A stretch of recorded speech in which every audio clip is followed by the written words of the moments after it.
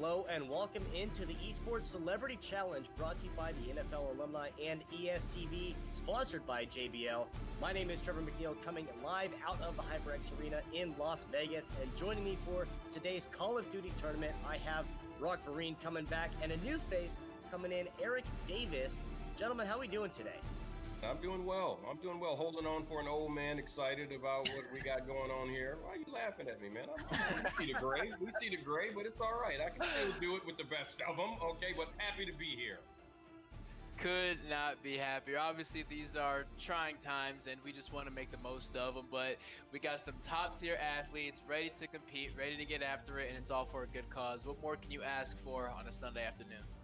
And you said it best, for a good cause. All of this obviously in relief of coronavirus, raising funds for that.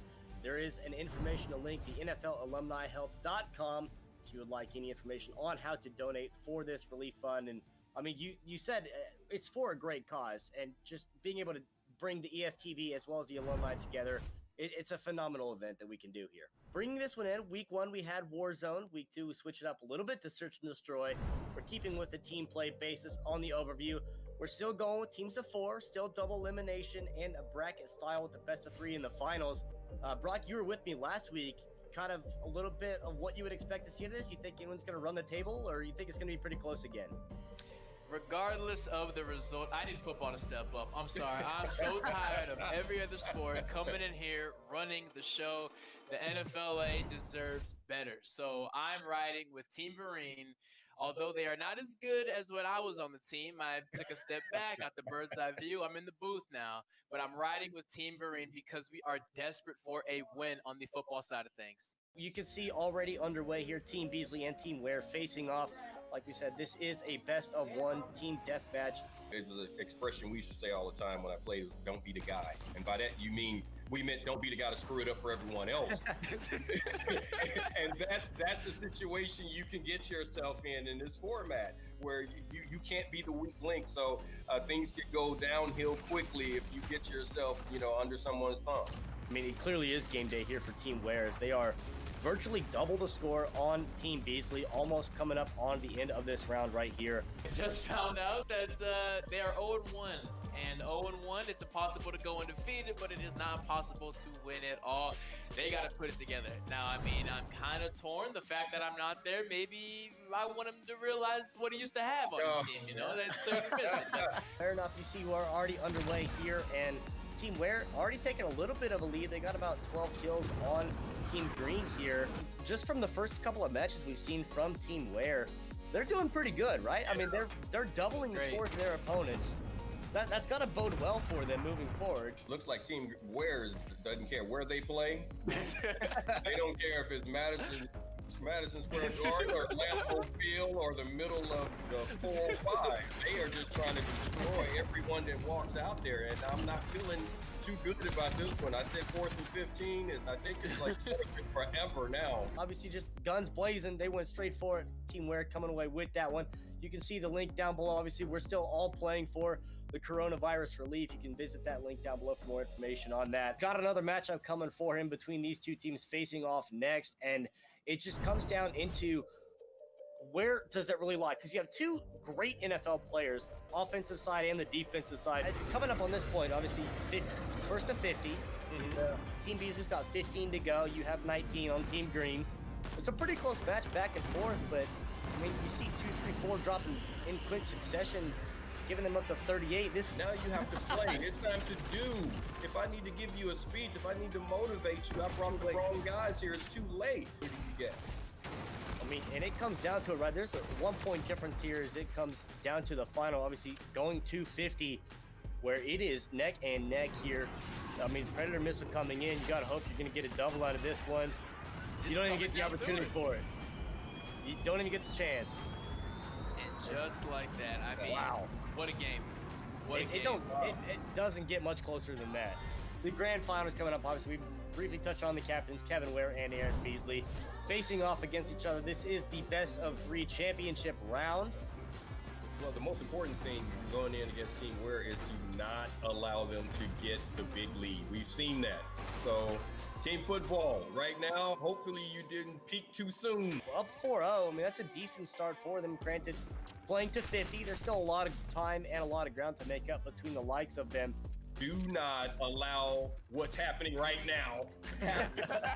Yeah. Don't let it snowball. I was just about to say, whatever that pregame speech was, it didn't work. They didn't listen to a damn thing I said. Man, 2 minutes and only 5 kills. Not good. It's, I mean, 21, and at the point where on Team Ware, you're pulling out the secondary weapons. You're not even using the primary rifles. He's using a pistol. I mean, he is using a pistol and getting kills with it. Oh, yeah. This is tough to watch. The rate that they're going, this is just the hard, aggressive push, and just nothing held back, right? There's bar none. They're just pedal to the floor, not wasting any time at all to go from beginning to end. Beasley is just getting overwhelmed. Whenever you have one guy on Team Ware able to take out 2 or 3 guys on Team Beasley at once, I mean, why are 3 guys in one room just waiting to get gunned down all at once, you know? And as this game winds down to the final kill, boy, was that lopsided. Yeah, not great, but that's the domination that Team Ware has really shown. The KDAs that they're putting up is ridiculous. Like, what is the answer to that? Oh boy. Take the entire game plan you just had, put it on fire, and then find a new game plan because it's obviously not working. Your backs are against the wall. If you don't come out swinging, football is going to lose this thing all again. But when you lose that badly, there's nothing to fix. It's hitting the reset button. It's starting over. If you fix everything, you're not fixing anything. You're just going with a whole new game plan. Figure it out. Well, I'm just going to answer the question. Do I think they can come back and stay in this? Yes, I'm going to have to believe it. I'm with the football player. Yeah. I'm team football. I'm not going to stop now. I know, yes, they got their butt kicked, but there has to be a way. But they've got this far. They've gotten themselves to the championship, so they certainly have the capability to win. Team Ware, they're just full assault. They're not slowing down at all. They're just going completely pedal to the floor, and that's it. And you see, they're just sprinting through building, and they're just oozing confidence right now. Speed, speed, speed. As a defensive back, the only thing worse than losing is losing to an offense that is no huddle. Because you don't even have time to catch your breath. You don't have time to really make any adjustments. They sprint through a room and they just take out guys and just get the numbers right back up. It's very difficult if you try to take a breath and gather yourself. So it seems like they have sped up at least a little bit, and they are keeping it consistent, right? And this goes to the point where you both were saying you got to strike early, you got to strike fast, don't let them pull ahead. And you said it, they've been playing this uphill with that 7-kill deficit the entire time, and you know they're running out of time, so they're gonna have to do something big, fast, and bold right now. That is gonna be number 50 right there. Team Ware is gonna take it 2-0 over Team Beasley, and that game felt a little closer than game 1. I mean, game 1, obviously they were just not wasting any time at all, but that game, it felt closer. It felt like there was a fighting chance there for Team Beasley. Yeah, that one was definitely much more competitive. You have to learn how to win. You know, you look at any franchise across any sport at any level, you go from a losing season, you don't just turn into a championship team. You have to learn how to win. You get blown out, then you keep games closed, then you go 500, then you get a winning record, then you win consistently. So hopefully we're at that final step. I don't believe in any of that. This just tastes like this tastes like sadness. I'm sorry. This tastes like sadness. You know, there is no law that says you have to lose before you win. Man. Just let me have no. Let me have it. People are craving a sense of normalcy. People are craving just fun.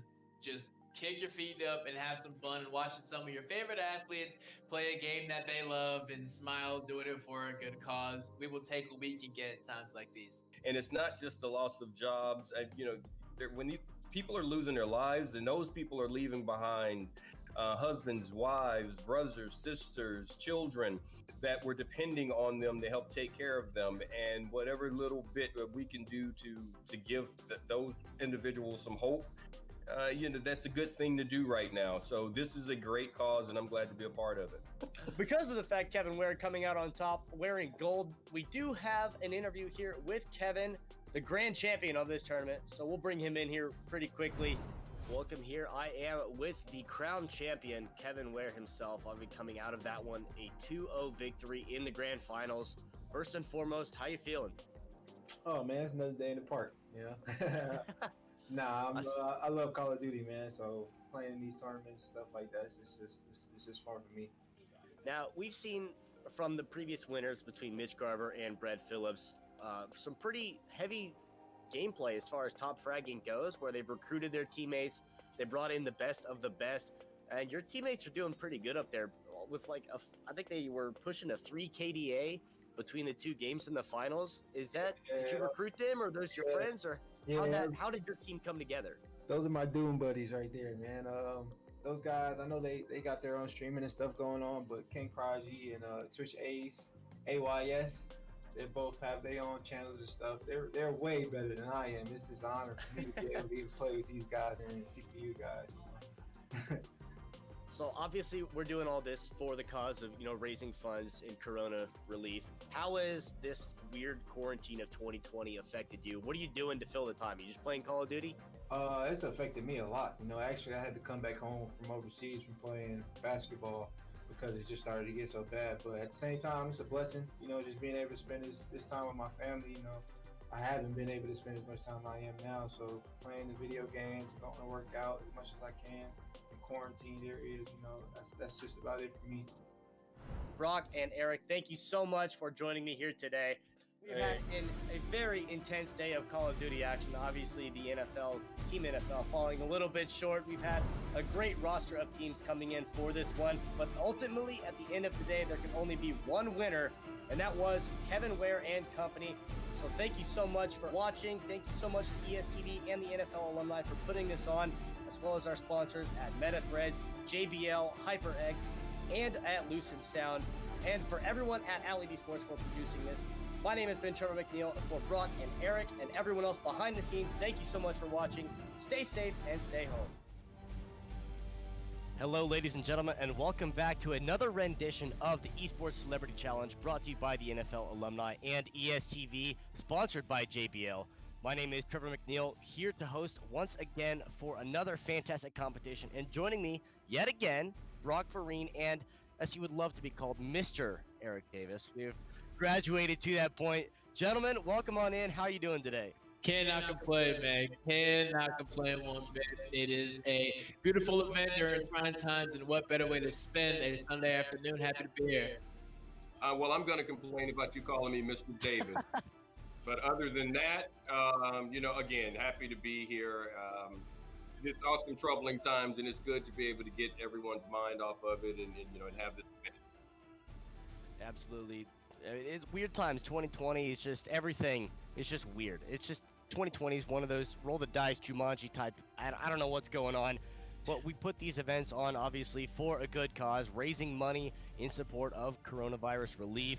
You can go to the NFLalumnihelp.com for more information on how to donate and what the great cause is for. It's fantastic that we can get the Alumni and ESTV partnered together to do something to this effect, and you're raising money for something that's obviously impacting everybody across the board, regardless of what you do for a living, or even just the kids. Like, they don't have a job, but they're not going to school either. So it's great to be able to raise money for a cause like this to try to get everything back to normal.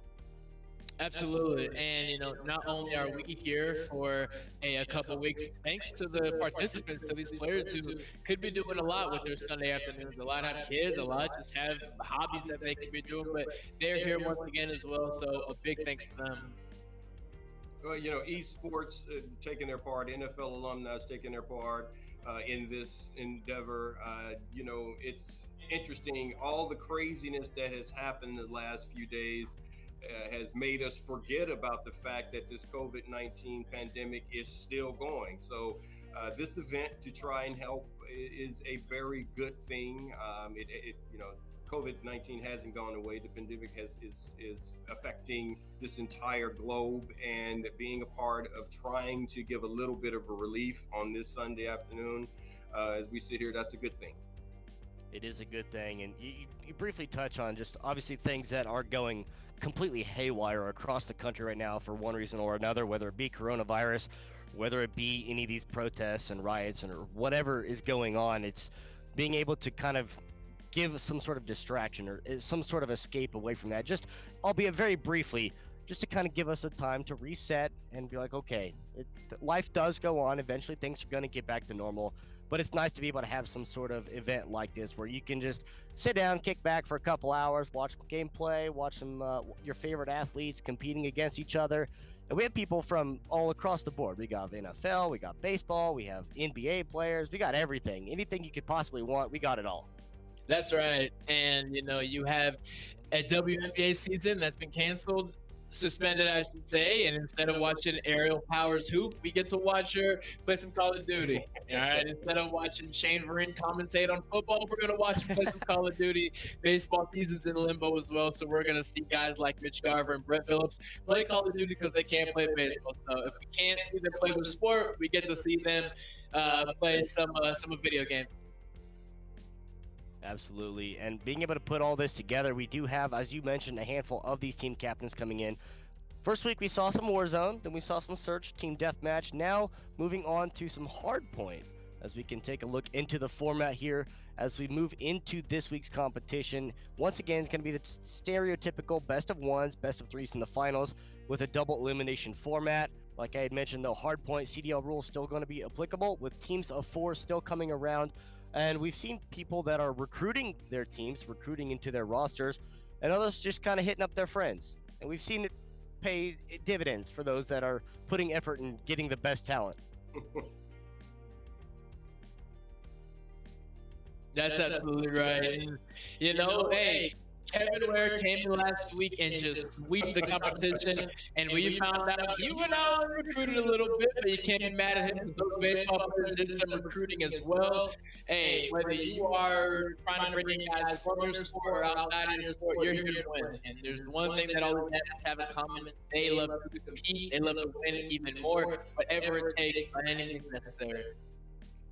Well, you know, I was all into the football players and their teams, as you guys know. I'm pro football. I'm not going to deny it. But, you know, after watching last week's competition, you're right. This is about putting the best squad together. And, you know, and I'm not good. I may have switched. I mean, I watched Kevin Ware, and Kevin Ware went out and got Durant. He got Kobe. He got John Wick. He got shooters, okay? And you need that in this game. So I'm going to have to really reevaluate how I'm going into this and which team I'm going to pick this week. It's the tryout sessions for the men in black, the best of the best of the best, sir. And you already mentioned on a few of the team captains. We can take a look into the rosters to see everyone that is participating. You mentioned Kevin Ware, who won last week. We also have Mr. Vereen coming back, Amon Green as well, and Aaron Beasley making their return. You see the likes of Team Phillips. Mitch Garver's in the mix here somewhere. Did get put onto another team. That's going to be on Team Dio. So a little curveball there for Mitch Garver, but baseball has come back. And this is going to be a week now where you have competition that's going to be escalating because of the fact that baseball's back and Kevin Ware's got a title to defend. You know, Eric said it best a second ago. There are super teams. These are super teams, and now you get a guy like Brett and Mitch teaming up, who are both, like you said, Kevin Durant's in their own right. Now we've got 2 Kevin Durant's on one team. I want to ride with football, but the odds are stacked against him right now. But like you said, Kevin Ware has to defend a championship. He better bring it. We were able to talk to him earlier this week. That interview will be shown soon, but he's hungry. He says, I'm ready for whoever baseball throws at me, and he's ready to go. Well, I know what I've heard about, you know, team baseball. I watched Kevin Ware. I saw what happened. Yes, I am pro football, but I learned a long time ago, you don't scout with your heart. You have to scout with your head. And as I said, John Wick, Jesse James, I mean, they're all on Kevin Ware's team. He has shooters. I got to go with him. I'm sorry. I have to. That's fair. You going with that? I mean, we saw the undying support for team football last week. You stuck on it. You invited Brock to the hype train. You know, come on aboard. We have the opportunity for you. But so far, just hadn't seen team football really pan out. You're sticking with Team Ware to defend the title. Brock, what do you think? Who do you think's gonna come away with this one? I am riding with Kevin Ware. Like I said, I had the opportunity to interview him a little earlier this week, and I just saw the hunger. And when I asked him, winning a championship versus defending a championship, he cut me off. He said, no. We're going back to back. He's ready. He wants the 4 feet, but before that, he has to go back to back. I'm rolling with Team Ware. He's ready. Okay, I like that. Team Ware to defend the titles. I got to go with Team Phillips. I think he's got the best of the best. He's the one that went out to recruit across the entire Major League Baseball to get the best shooters on his team. So I think after a week off, it'd be good for him. They've recuperated, got back together. But we'll find out as that goes. When we get into our first matchup here, this is going to be interesting because, Eric, last week you were riding Team Green. Yeah. And they're going to be facing off against Team Vereen here in match number 1. Well, with that happening, I can stay with Team Green. It's football versus football, and I was really wanting to see Team Green get it done. I'm gonna go right there, but if we're talking about this first round, I'll go Team Green. I don't know if I can ride that train all the way to the end, as I said. I'm gonna have to take if not the first stop, I may get off stop number 2. Well, I think it's understandable that, Brock, you're probably going to go with Team Vereen on this one. I'm torn because Team Vereen is my biological brother, but Amon Green is my ESTV brother. We're all one big happy business family. But you know what? I will have to ride with Team Vereen here. I talked to him just about a half hour ago. He is ready. He is hungry. He feels the heat. He knows he has something to prove. He feels he has to live up to expectations. And historically speaking, that's when he plays his best on the field. So let's see if that transfers to the sticks also. We'll see how it works out for him. You can see his career was very notable as he was a part of that New England Patriots Super Bowl championship roster. And he did pretty good there for a while. I mean, he was good enough to be on my fantasy team for a couple years. So I'd take that in a PPR league. He did pretty good, but that's just New England running backs in general. They don't really run the ball. They just throw it to the backfield, and that's totally okay with that. My fantasy team was more than okay with that, but we'll see what his football skills will carry over. That you're not wrong. It is. Especially when you get fantasy fans into this one where obviously the players have no control over the offensive scheme, and you get people saying, come on, man, why didn't you get me more points? Why didn't you run the ball more? You think I'm calling the plays? No. That's why I don't play fantasy football. I like real football. It's just me. If I ever had to put down a squad and root for the Dallas Cowboys, I think I'd want to slit my wrist. So I can't play fantasy ball because there are just teams I can't root for. I'm sorry. Fair enough. It's ingrained in me. That's okay. One way to put it, I guess. I mean, you just told us, if you had the opportunity to not play professional football, don't do that because your body will be telling you years down the line, it's not good. Not good. But it's all right. It's okay. I made the deal with the devil. I'll just put it that way. You make a deal. You're going to get to have all that fun and compete at the highest level, but you're going to owe him. And trust me, he will come and collect the body parts that you owe him. Well, we're starting out on this one. You see Team Green and Team Vereen left and right, respectively. And already the lead for Team Vereen here as they got onto the point. But this one's a little different in the sense of, where we saw the search and destroy, a little slow and methodical. Team deathmatch, obviously you get the respawns. And they were relatively quick matches, playing first to 50. This time around, it's more of a strategic motion. You can't just go around and just kill all the time. You actually have to have some awareness of the objective control. And based off what we've seen from this one, obviously you've chosen your sides between Team Green, Team Vereen, and what you saw from last week. Which playstyle do you think is going to benefit the most out of this one? Hardpoint is come fast, come strong, and Team Green, although comes out to hot leads early in the team deathmatch here, we're looking here at Hardpoint, and it's Team Green who looks to be dominating the Hardpoint, which is shocking because they've been patient, they've been slow, they've been methodical, which is why Search and Destroy was some of their best rounds. But as Team Vereen here starts stealing the Hardpoint, the beauty of Hardpoint is you are never out of it until that score hits that limit. I mean, I've been playing this game quite a while. I know you have as well, Trevor. How many Hardpoint games have you seen where a team is 1 point away and then the other team steals it back and they don't give it up? So the beauty of this is you're never out. Absolutely, and it's a point where you really have to have that sort of team synergy and that communication to be able to coordinate and get your team onto the point, or to take the point back over, or to stop the team from accruing more points. And as at this point, Team Green right now is just completely stacking this one up, and they've got pretty solid control of this one, which is really not too surprising from what you would expect out of this, because they just seem to play that more methodical and tactical approach, where it looks like Team Green, they're just pedal to the floor and just kind of careening out of control here.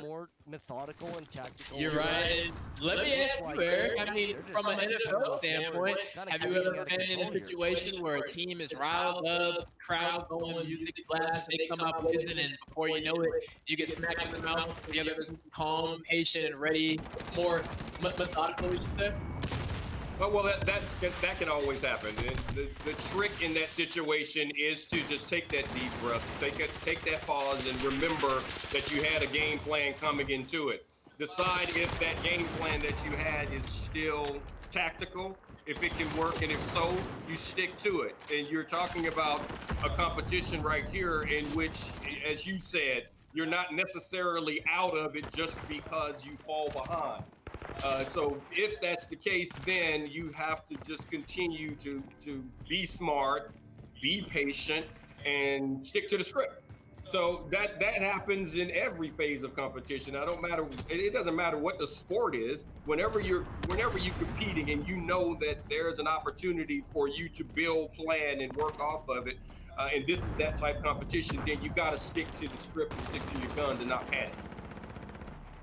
And we mentioned here before this match had started that this is one with a little more history to it, because Team Green and Team Vereen have faced off numerous times here in these few weeks that we've done these events, the Esports Celebrity Challenge, and that familiarity with each other at this point, it's got to mean something, right? Now you're playing for even more. You're playing for that extra bragging rights, because Team Vereen on this side, unfortunately, have been on the losing side basically every time they faced up against Alumni Green squad.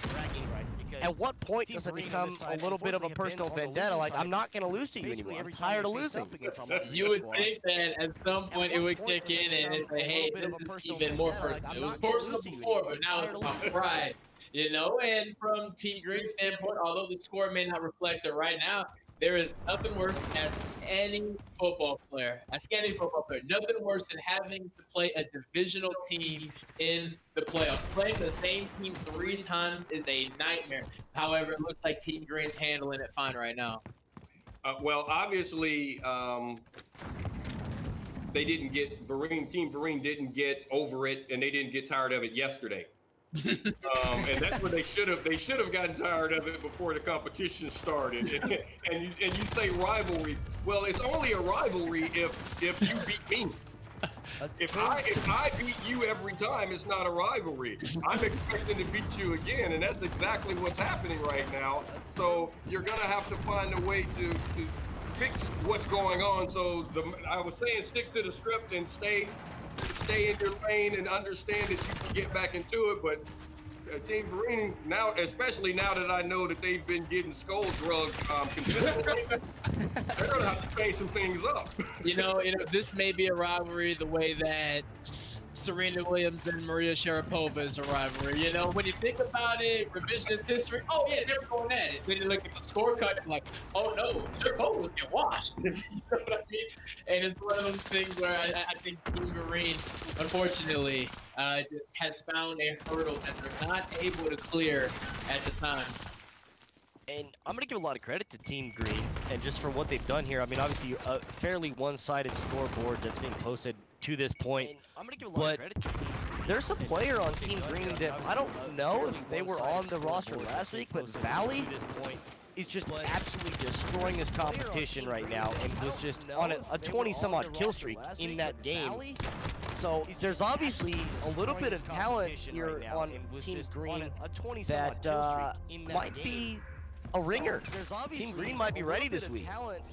I think free agency is Green went out there and took the note from Mitch Carter Phillips and said, hey, I am here to recruit. Hey, Amon Green is now running a college program at Lakeland University, and what is the role of anybody who's in a recruiting position?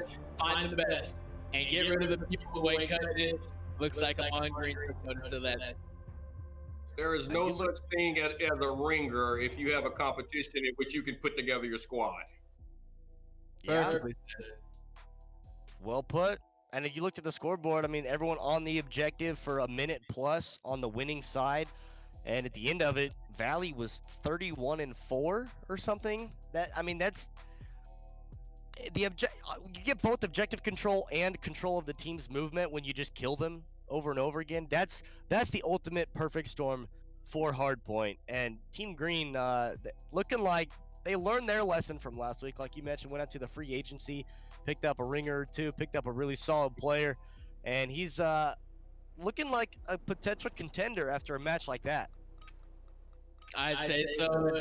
Eric, let me ask you, have you ever been on a team where maybe you make a trade, free agency pickup, maybe it's a rookie that comes in through the draft and right away they make an immediate impact that maybe rejuvenates the entire roster?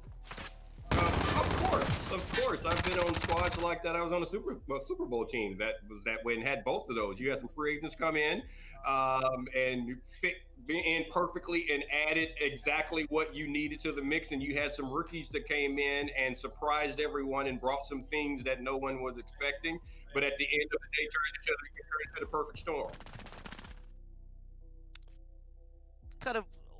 It's different. I mean, it's weird in the sense where you think about it, in the NFL, right? Because obviously you see all of the hype around these players, around these free agents. You get a 1-year contract for Randy Moss to New England, and that's just insane. That's all of a sudden the greatest Patriots team that's ever existed. You get someone that's this first year, top 3 draft pick to one team, obviously, that did not fare so well in the last season. You think this is the change they need. This is the Baker Mayfield for the Cleveland Browns. This is the turnaround that they've got.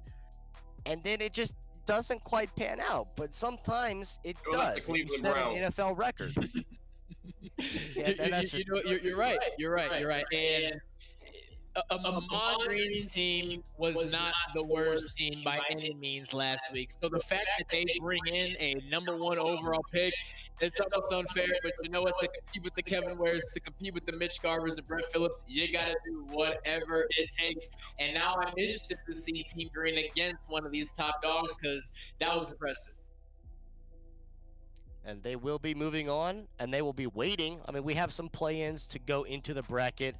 Dio and AMBJ will be facing off. The winner of that will face off against Team Ware. Winner of that then will face off against Team Green. So we'll have some potential matchups that are very interesting if Kevin Ware does go off to face against Amon Green. We also have some other matchups going on with Nico Goodrum and Aerial Powers on the play-in as well. What do you expect on the bottom half? I mean, do you think anything's going to come out of this that's going to be interesting to really put a spoiler in this? I mean, Kyle Tucker's already moved on. Winner of this match goes on to face Brett Phillips. Interesting. You think one of these two is going to challenge that? Well, you look at Aerial Powers, and he is only a couple months removed from a WNBA championship. And champions are champions. They find ways to win. So how can I go against someone who is still, again, just a couple months removed from spraying champagne all over locker room? Well, I can go against someone that I haven't seen play at the level of I've seen Team Ware play. So your question is, do I see someone coming in as a spoiler and taking over? I don't see that. I just haven't. I haven't seen the way and the way it was done, the smoothness at which it was done. The relentless killing that I saw, the way it was done, I gotta stick with. I'm gonna stick with Ware. I don't know if someone's gonna come in and surprise them. Can't wait to see what the baseball team is gonna do. But I'm not expecting a spoiler to come in and spoil the day. Okay. Well, I mean, as you mentioned, Aerial Powers coming off of that WNBA championship in a year that they really kind of dominated. And, I mean, their roster is insane. They have some of the greatest WNBA players all in one location. And really kind of dominated. To produce a championship is really not surprising when you have the players that they do. And, recently picking up Aerial Powers, I think it was 2017, summer of 2018 or 2017 when they picked her up, which was just a huge addition to the squad. I mean, they described it as putting another spark plug on. And she's just a catalyst to even more success on a team.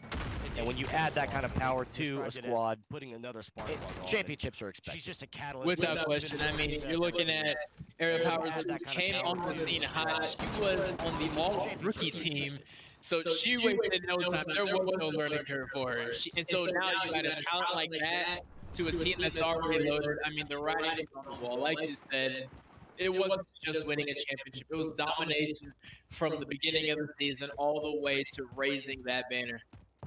And and that's an impressive thing, as you said. It was domination from start to finish, because being a part of a very talented squad doesn't necessarily mean that the chemistry is going to allow you to achieve a championship.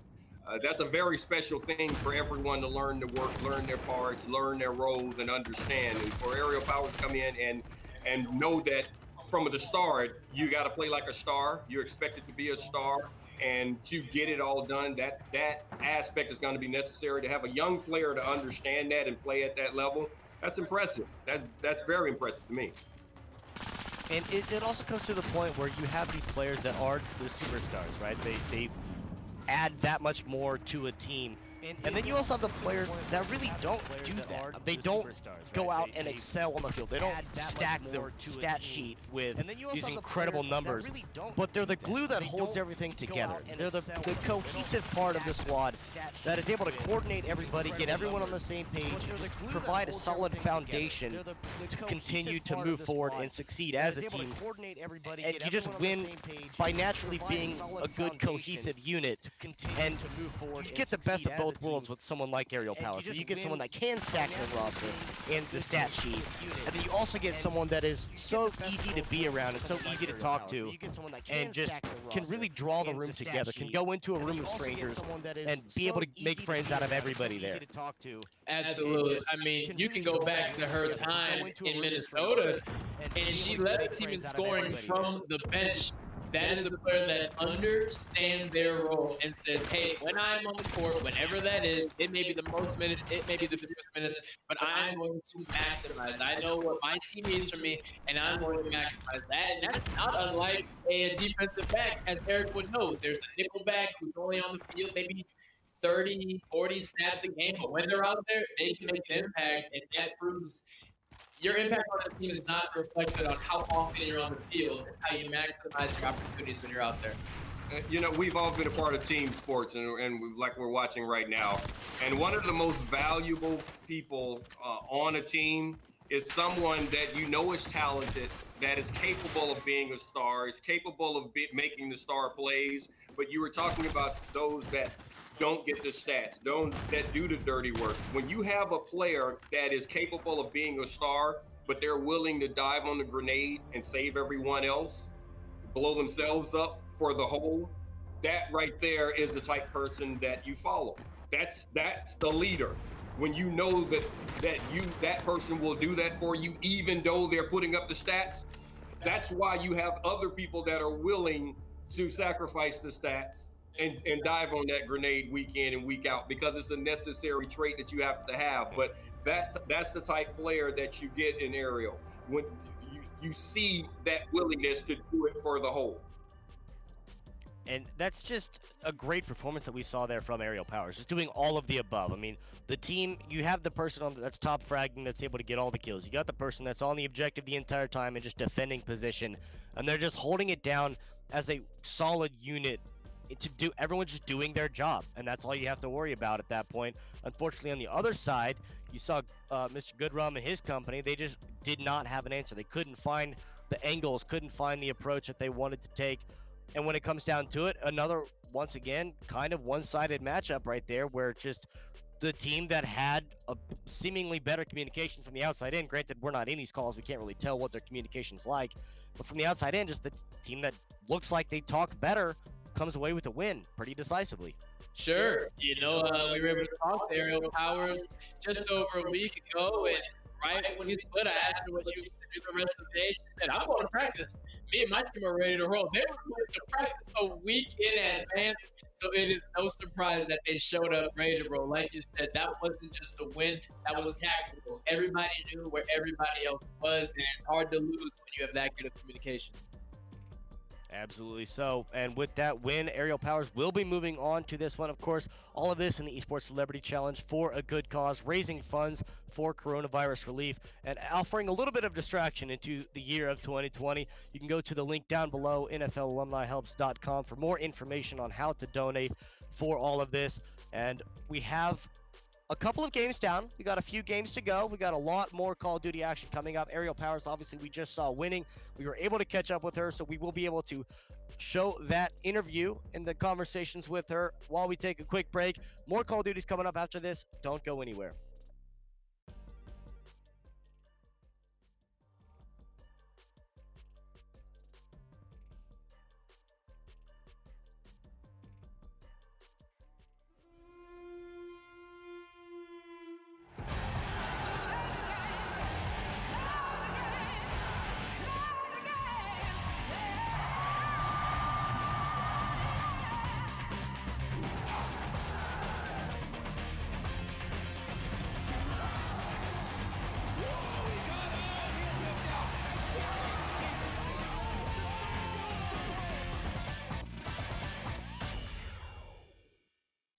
Aerial Powers, recent WNBA champion. Aerial Powers, how you doing today? I'm doing great, man. Excited to be here. Thanks for having me.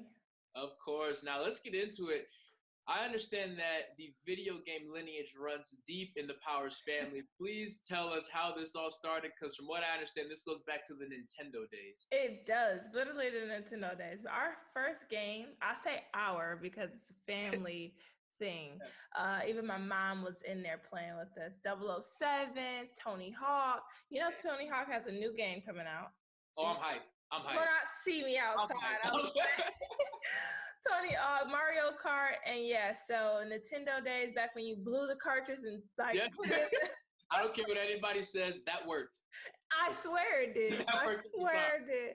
So yeah, that started really me into gaming, and then you know my brother got really big when Xbox came about, and it just took off from there. He kind of introduced me to the Xbox world and online, and I mean, I have a story for you, but I don't know if you guys want to, if you want to hear it. Lay it on. So my brother's playing Call of Duty, and I walk in, I'm like, what is this? Who are you talking to? He has his headsets on. He's like talking trash. I'm like, what is this, right? And he shows me, he puts the headsets on. I'm like, who are these people? People from across the world. My dad then, like the next 2 days, like they're getting along together. What are they playing? So then he realized what we were playing, and literally the next day, because my dad was hooked on it, bought 2 more Xboxes home, 2 more headsets.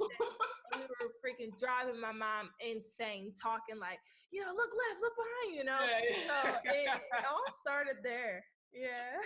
Oh, that's incredible. That's incredible. Now, your dad being a Marine, was there a certain connection with Call of Duty? I mean, do you have some inside info on tactics and all that? Yeah, so actually a couple days ago, I was talking to him. I was like, I'm trying to get better at sniping, right? And I was like, when the target is really far, I am not hitting, and I'm literally on the circle. So then he was talking about how, you know, the bullets, they go down the farther you are. Right. Like they use actual like the 2 and the 4 up under the X under Call of Duty, and I'm like, okay. Okay, I wouldn't have known that. That makes sense. So yeah, it's definitely brought our family together. And when my dad saw Call of Duty, being that he was a Marine, it just stuck. He loves shooting games. So. Oh, that's awesome. Yeah. That's awesome. And obviously, video games has brought your family together. Mm-hmm. Is it that sense of community that you think athletes love video games so much? Because there's clearly some sort of relationship there. Yeah. For me as an athlete, not only is it my, you know, family bringing it together, but the competitiveness of it all. You know, I feel like I'm a competitor on and off the court. When you see me at a video game, that is me on the court. Like I get hyped. I'm here to win.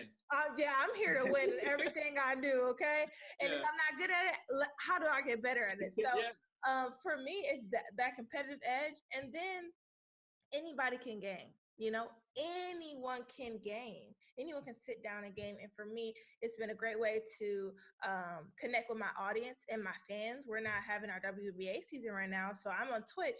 And a lot of them had came over to me, and we're doing watch parties for Wizards DGs, 2K League. They're watching me play games. They want me now to do like a half of a game that I've played, talk about plays and stuff like that. So yeah, I'm gonna do that. It's just a way to bring everyone together. Gaming brings everyone together. So that's beautiful.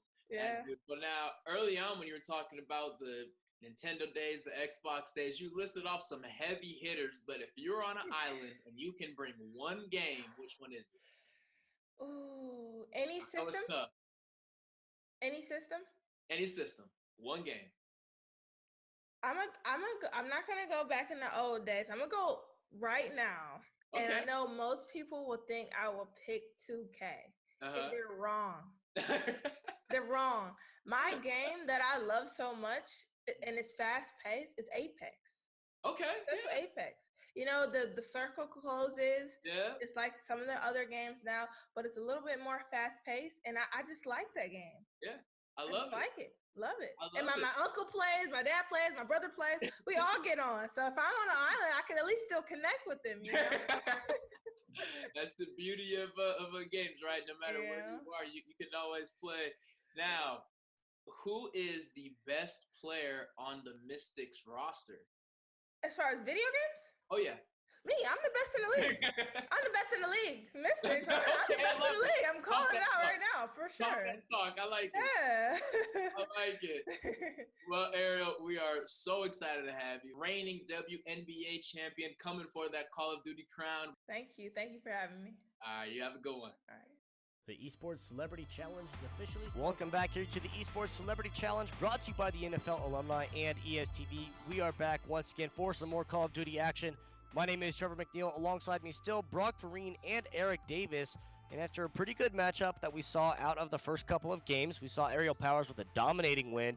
And that's exactly where we're going to be spectating next, as she faces off against Brett Phillips and company, the defending champion from 2 weeks ago. Took the week off last week.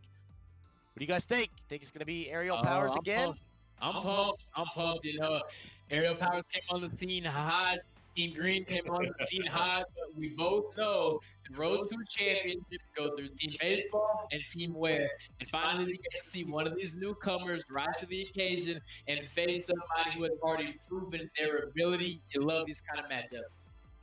Yeah, you know, after just watching what Aerial Powers did, it's hard to not root for that team in this round right now, because that was a dominating performance, and I'm just gonna go with my eyes, and that's what I've seen today, and I'm just gonna stick with them right now and jump on that bandwagon. Why not? Seems to be a little bit of room. The bandwagon king right here. The bandwagon king. give him a crown. That's it. So we'll see. We obviously are still waiting on one more play-in match between Team Dio and AMBJ. Winner of that one will be facing off against Team Wear, as you mentioned, another one of the captains, the defending champion from last week, that won pretty handedly against 3 of Team Football. There's no Team Football in this next match we're going to be on. But Brett Phillips, yeah, so I just had to make sure that you guys didn't forget that Team Football was 0 for 3 last week. How can I forget? How can I forget? I don't know. It's impossible. As we move into this match between Aerial Powers, we've already touched on a little bit there, facing off against Brett Phillips, who has played a lot of Call of Duty. He's pretty good at it as well. You see him, the center fielder for the Kansas City Royals, drafted straight out of high school to the Houston Astros, and this is just an athlete through and through. Without question, you don't put a non-athletic person in center field. I understand that baseball and golf get the stigma. They're not athletes. Oh, no.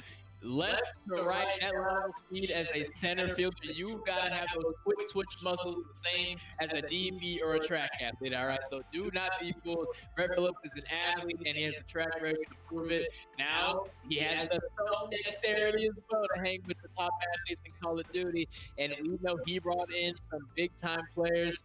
This is an exciting matchup we have here. Yeah, you're not high-end if you can't to play center field. You have to be high-end. You got to be a high-end athlete. High-end athletes want to be around other high-end players, And it seems to be that's what was put together on this squad. And you know, I want to see what's happening right now. And this will be a fun one. And I mean, high-end athletes, exactly what we have here, facing off against Aerial Powers. You see another first-round pick going to the WNBA, just receiving that championship this year after a phenomenal season from the Mystics. And we already saw Aerial Powers and company putting up a really solid win in their first opening match. Now have a really tough matchup here against Brett Phillips. But the difference of this is Brett Phillips and team have proven themselves in Warzone. I don't know how well that translates into a regular, any other type of just normal gameplay that's not this Battle Royale mode. So I'm interested to see how this is going to pan out. It is a different game. It is a different game, and maybe that's an advantage that Team Powers has. Is there's no intimidation factors. Hey, I understand you got rings, but the rings you got were in an entirely different game. So some of those skills will transfer over, but if all of those skills don't transfer over, we're here to take that crown from you. This is one I'm going to have to just watch through. I'm still learning the tactics of the different types of gameplay. And when it's not just smash and shoot, and the thinking and the teamwork is involved, there have been different squads that have been able to take advantage of that and play the game much more efficiently. So again, that's why I say these are two talented teams, and I would really I can't wait to see how this one's going to play out. I think just outside of getting into any sort of finals, I mean, for being a round 2 matchup, not even in the semifinals yet, we still have 2 more rounds to get through, and we get this high caliber of a matchup between these two star-studded teams apparently. As we saw Aerial Powers coming out very strong in that one. Brett Phillips, hopefully, their team's not rusty. They're a little warmed up. You see in pregame lobby as we're getting set to where we're going to be moving into this competition. But he had mentioned in an interview with them that he is going to be at a point where he's got that sort of loyalty from his teammates, that they know that this is exactly what's going to be in going forward in their roster. They're going to stick with this roster because they know it works. They know it's really good. He went out across the major leagues and got the best of the best players. And after taking second place in the first week of this Esports Celebrity Challenge, recruited, got better, and came back and won. Success continues? He wasn't satisfied with good. He demanded great. A lot of people would have been satisfied with those early successes, but he said, no, I think we can get even better. And that is the mindset of a winner, which makes them such a threat. Well, you can put that squad together with the mindset of getting better, and you're right. That is what a winner wants to do. You're always looking to get better. I still saw Team Ware destroy everything in its sights, so I'm looking down the road a little bit, but putting together a squad and going out getting the best of the best. That's what this competition is all about, and that's exactly what you should do. So let's just see how it plays out. We'll see how it plays out. Obviously, a great competition to put players like this together where they can recruit the quote-unquote best players in their leagues to get a great Call of Duty team. On the other side of it, though, it's all just for fun, right? I mean, we're doing this all for charity, of course, raising money for coronavirus relief. You can go to NFLalumnihelps.com to find out more information on that. And it's just really cool to be able to get all of these incredible athletes together and just personalities, really. I mean, they're not just athletes, they're people, and their personalities, being able to talk to them and, interview them and talk to them between games, they're really interesting people, to say the least. A lot of charisma. Absolutely, and it just shines through in things like esports or Twitch or a lot of these guys and girls game outside. I mean, Aerial Powers is one of the most prominent esports players within the WNBA circles, and you don't get to that standpoint just from being good at what you do. You have to be engaging, you have to draw people in, and as you saw in that interview just a couple minutes ago, an awesome person, an awesome family, and also a really good gamer as well. Well, and one thing I want to add to something that you just said a second ago.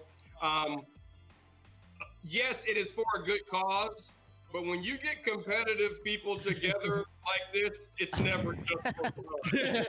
Right. It's never just for fun. There's the stigma. I mean, it's for fun, but they all know I'm going to win this tournament. Look, I'm not going to take no for an answer. I want to win. I'm going to win. And they're going to compete nitty-gritty. just grit the teeth and go forward. If you put this squad together, if you put these type of competitors together and you decide to keep score, it's not for fun. Someone, trust me, they are paying attention to who wins and who loses. Now, and I mentioned the loyalty, but granted, of course, it's the weekends. We talked about it at the top of the show. It's Sunday afternoon. There's all kinds of things that people could be doing.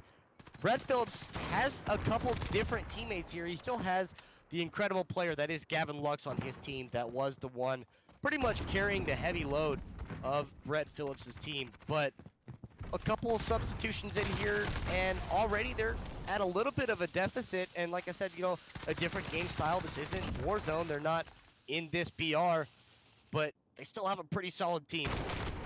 Gavin Lux, the real deal. We were able to see him in those search and destroy rounds, and he made his name known. He said, "My name rings bells out here."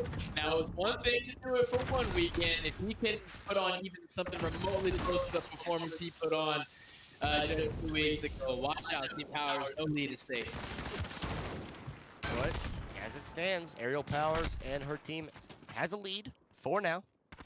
But this is just a point of, we're still kind of warming up, getting used to it, kind of getting accustomed to this game point. But it only lasts so long, right? Your warm-up rounds can only last so long, as this is the first game that Brett Phillips will be playing. I'm sure they've been practicing a little bit here while they were waiting to get into this matchup. But you got to practice like you play. And because of what I know from Brett Phillips, he's a very lighthearted guy, very charismatic, has a whole lot of creativity. As he was part of the MLB The Show's competition, he won the most entertaining streamer award out of that one just because the guy's full of energy and he's full of spirit. And hopefully, you'd be able to kind of dial that in a little bit. You see, he is very focused on his webcam, but hopefully able to dial it in enough to kind of get his team together as they're starting to come back. Yeah, I think any kind of player from top to bottom is going to respond to a charismatic leader. I mean, Eric here knows he's been in a whole lot of locker rooms, and the leaders who are engaging, who are approachable, who can bring a team together, those are the kind that lead you to victory. Hey, I was that guy. What makes you think I wasn't that guy? No, the truth about it is it's not just about being charismatic and having something to say, and keeping things right or knowing how to get guys going. That's all good, but at the end of the day, it's about production.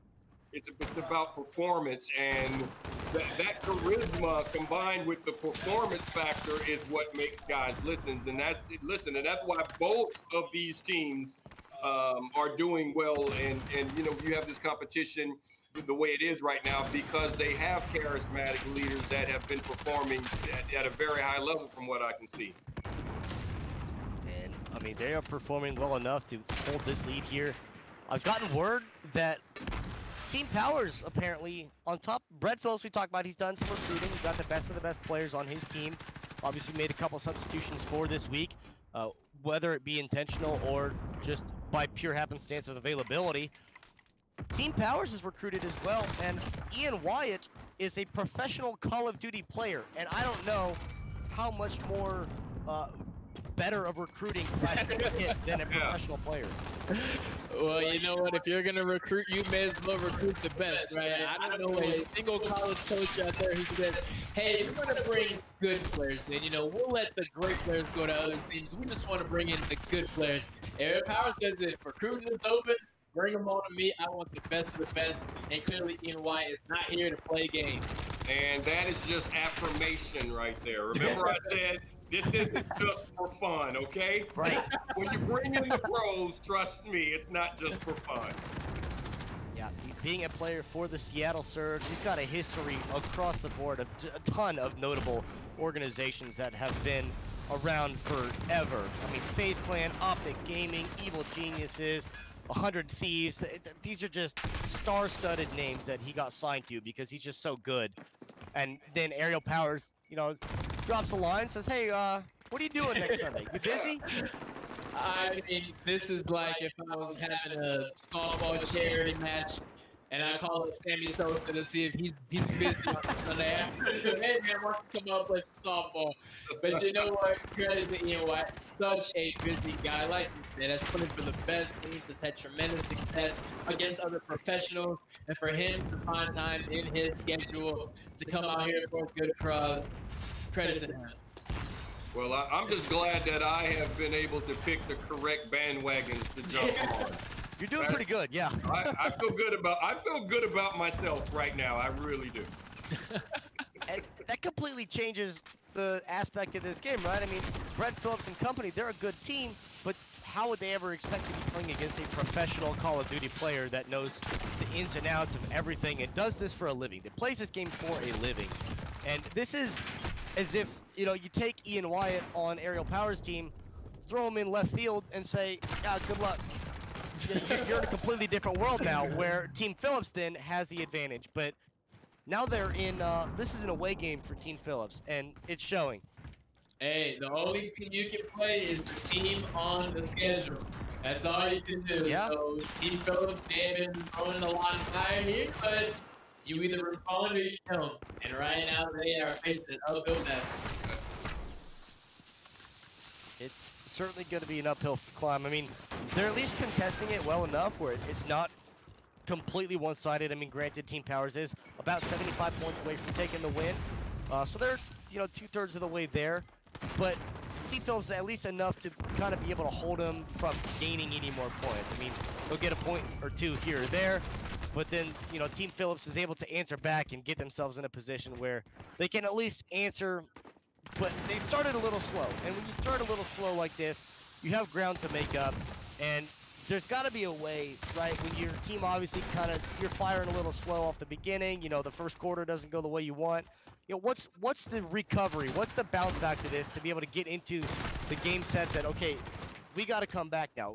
We're down 10 points after the first quarter. What's the mindset, what's the conversation to have to get things going? Well, you always know going into any type of competition that things aren't going to be perfect. You can't expect things to be perfect because if you're afraid to make a mistake, you'll never make a play. But you do reach a point, as you were saying, you fall behind, you've made your mistakes for the day, and you have to know that now you have to be efficient. And that's what the conversation is about. Doing what you're supposed to do the correct way. Understanding that now you are at a disadvantage, and every step, every shot, every setup has to matter, and that's the position that Team Phillips has gotten themselves into. And whether you know it or not, you're playing against one of those shooters. There's a professional, so there's very little room for error. And, I mean, for what it's worth, they're at least kind of going blow for blow right now. They're taking points. They pretty much controlled that entire objective as it was, but they just knew where the next zone was going to be. And you see Team Powers already on it. They're already in position, ready to take it. So, starting out slow, you start out with a 60, 70-point deficit, and you're just giving the team that extra cushion, where then everything after that, I mean, you're matching them 1-for-1, but you just can't make up that lost ground. They're finally able to get something, but is it just too little too late? Right now, it's looking like too little too late. And like you said, sometimes you just find yourself in such a hole.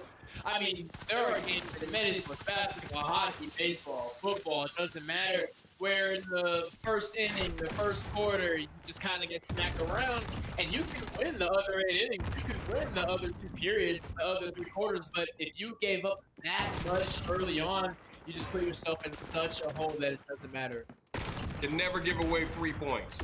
Nope. And when you're competing, you can't give points away, and that's basically what you're doing when you decide you're going to allow a team to get off to a quick start on you, and that's what we're witnessing. You're basically running a 100-yard dash, but you decided you wanted to run 150 yards. And it doesn't matter. It doesn't matter if you're just as fast. It's going to take you longer to get to the finish line. And that's pretty much the difference maker at this point. You see a little bit of the frustration from Brett Phillips on his camera. Maybe they just weren't quite ready for a team as good as Aerial Powers. I mean, this guy said this is the first game that they played. This is the second matchup here for Aerial Powers and company. But maybe Brett Phillips was kind of expecting a little bit of a easier contest. You know, you weren't expecting the professional player, so you kind of take it a little bit slower.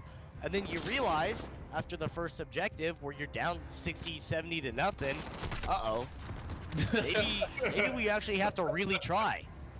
Well, you know, they had last week off, and you leave a champion, and then you take a week off, and they had no idea what was brewing in this last week. They didn't know that Aerial Powers, the all-star GM, was out there bringing in the top talent to take you down.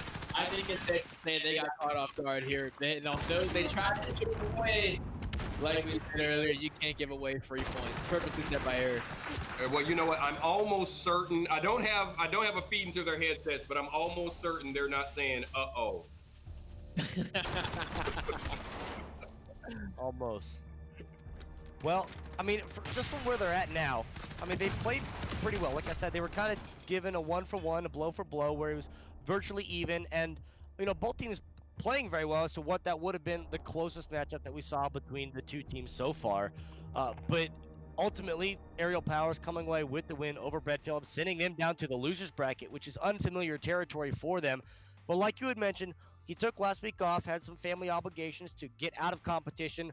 And this open question to the both of you, coming off of a bye week where all of a sudden you're facing up against the defending Super Bowl champions, what's that mindset like where all of a sudden you have to get back into competition, not only in general, but against a really solid opponent? Well, we have a Super Bowl champion here, so let's ask him. How do you balance taking that time off and then snapping the fingers, getting right back into action? Well, that's just, it's very difficult because you have to have your standard. You have to play a certain way. But this game, when we're talking about the gameplay here, number one, the format has changed from the last time you played. So you also have to get in. You're coming in second round, and you have someone who mindset for today's matchup is already starting to build, and some of the planning that they had has already been put into place, and they're taking that to the next round. And you kind of stepped into a hornet's nest, and you got yourself with all the bees buzzing around you, and you don't have time to think about what's going on. So you hope that you have your level ready to go against it. They found out that it wasn't, but because Team Phillips is a good squad, they'll go down to the loser bracket. I would be surprised if they fight themselves out of that because they are a very, very good squad. And I mean, in a point where it's a really difficult matchup for them because there's, you know, they're going against a team with a professional Call of Duty player, and Aerial Powers obviously doing very good. Just a brief little touch on Eric. You've seen Team Baseball now. They took the L at this point, but they looked pretty solid against a really good team. You think they're coming out of the losers bracket to come back into this one? I think they're coming out of the losers bracket, but Okay. as of now, I'm not getting off of this bandwagon that I'm on. Okay. I'm gonna say that. I got a seat. Since I have a seat, I'm gonna stay put for now. Okay. Absolutely. Well, obviously, all of this we said is for fun, but this is a competition, and they want to win. So whether they have to come out of the losers bracket to enter back to do that, but the rest of this is all just for fundraising, obviously, for coronavirus. You can visit NFLalumnihelps.com for any information to donate for the cause. Being able to bring ESTV in along with the alumni, a great cause, just get money to kind of get us back to normal, to get us out of this point where we don't have to be in a situation where we don't have to watch athletes play video games. We want to watch athletes play sports because that's we all miss sports for what it is. Like, it's killing me. Yes, we do. Yes, we do. Desperately need it. We miss competition no matter what the sport is. And like you both hit on, everyone's a winner here, but people still want to be the winner of the winners. So they are getting after it this afternoon, and there can only be one champion on this Sunday. That's all you need. You only need one. Yep. One winner. We saw Kevin Ware do it last week. We'll see who's going to be this week. We just watched Brett Phillips take the L in that one. We were able to catch up with Brett Phillips a couple of weeks ago talking about what he expected coming back into this competition. So we'll be able to listen into what he had to say, and we'll be back with more Call of Duty action after this quick break. Don't go anywhere.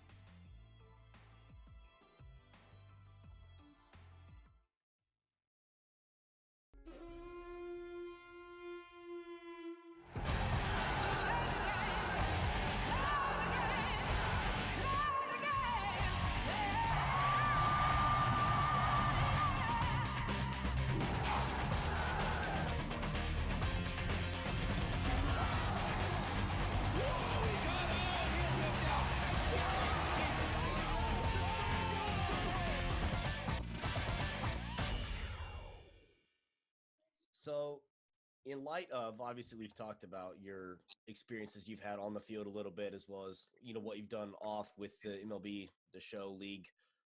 What kind of stuff goes on behind the scenes that not even the streamers, not even the fans of the athletes get to see? You know, what's a day in the life of Brett Phillips like? Yeah, so obviously during the tough time of quarantine, what's going on around the world for my wife and I, we've just been, here in Arizona. I've been staying ready, working out every day. I'm hitting, I'm throwing. So when that phone call does come up that, hey, it's time to go, Brett Phillips, the baseball's back, I'm ready to go. So that's something that I've taken into account, not to just, this isn't a vacation period for myself or other guys. It's a matter of being ready. So when you do get that phone call, you're prepared.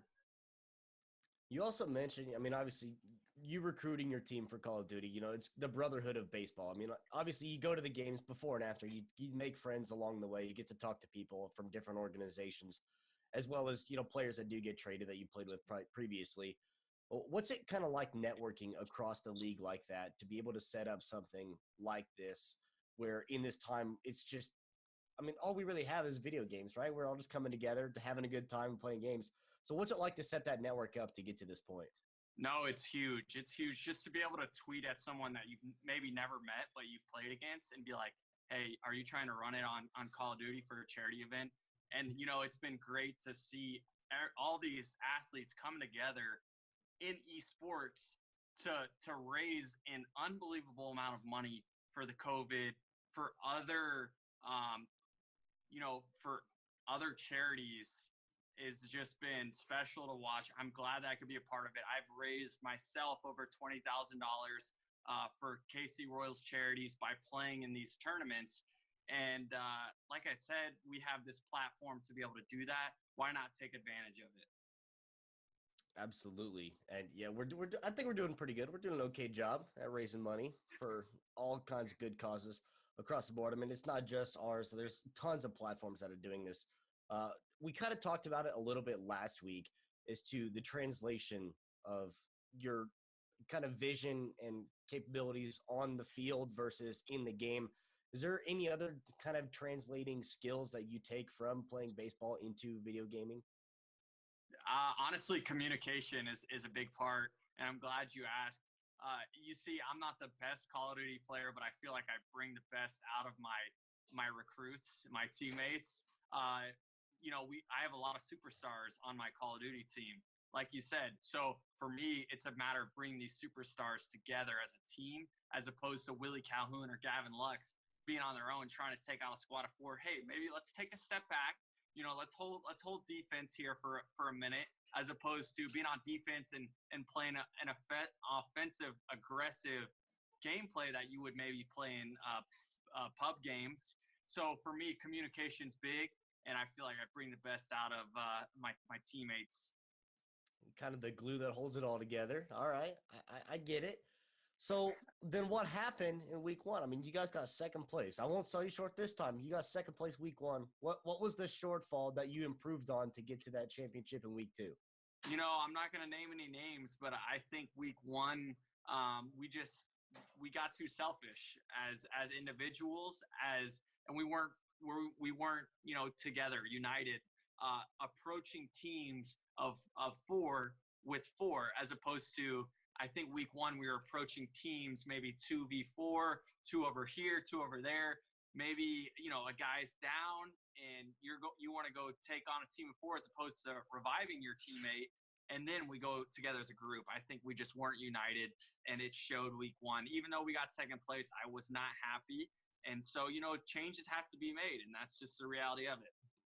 Sometimes if you want an omelet, you got to break some eggs, and that's what happened. I mean, I like that. I don't think that, I'm kind of picking up what you're putting down here. I'm not going to name any names. So my name's Trevor. This is the month of May. So I'm not going to say anything, but I have an idea as to what you're talking about. But you got yourself that championship in week number 2. So obviously taking the week off, when we come back, another Call of Duty event, you're going to keep, you've been practicing baseball. during this quote unquote off season, whatever 2020 is? You gonna be practicing your Call of Duty while you're away too? Make sure. Oh yeah, fresh. I'm gonna be practicing, brushing up on these skills, perfecting my craft, because that's what we do. Regardless if you're a baseball player, a football player, an NBA player, or an esports, you're a professional gamer. You perfect your craft, and if you're gonna do something, you do it 100%, and that's just the rule of thumb. If you want to be great, so that's where we're at, Trev. Awesome. Well, thank you so much for participating. Thanks for all that you've done. Congratulations on the championship last week. Have a good week off. It's your bye week, and we'll see you back here next time. All right, Trev. Appreciate it. Thank you. The Esports Celebrity Challenge is officially sponsored by JBL. Step up your game with the Quantum 800 headset. HyperX. We're all gamers. Lucid Sound. Engineered to win. MetaThreads. Your lifestyle gaming apparel partner. The Hail Mary across the middle of the map. Mitch Garver, they really stepped up in the clutch. They're the real deal. And not only are they the real deal, they are angry about that loss. Well, good news is they got placement points. Ladies and gentlemen, welcome back here to the Esports Celebrity Challenge, sponsored by the NFL Alumni and ESTV and JBL as well, coming in to help us out, put all of this on together. My name is Trevor McNeil.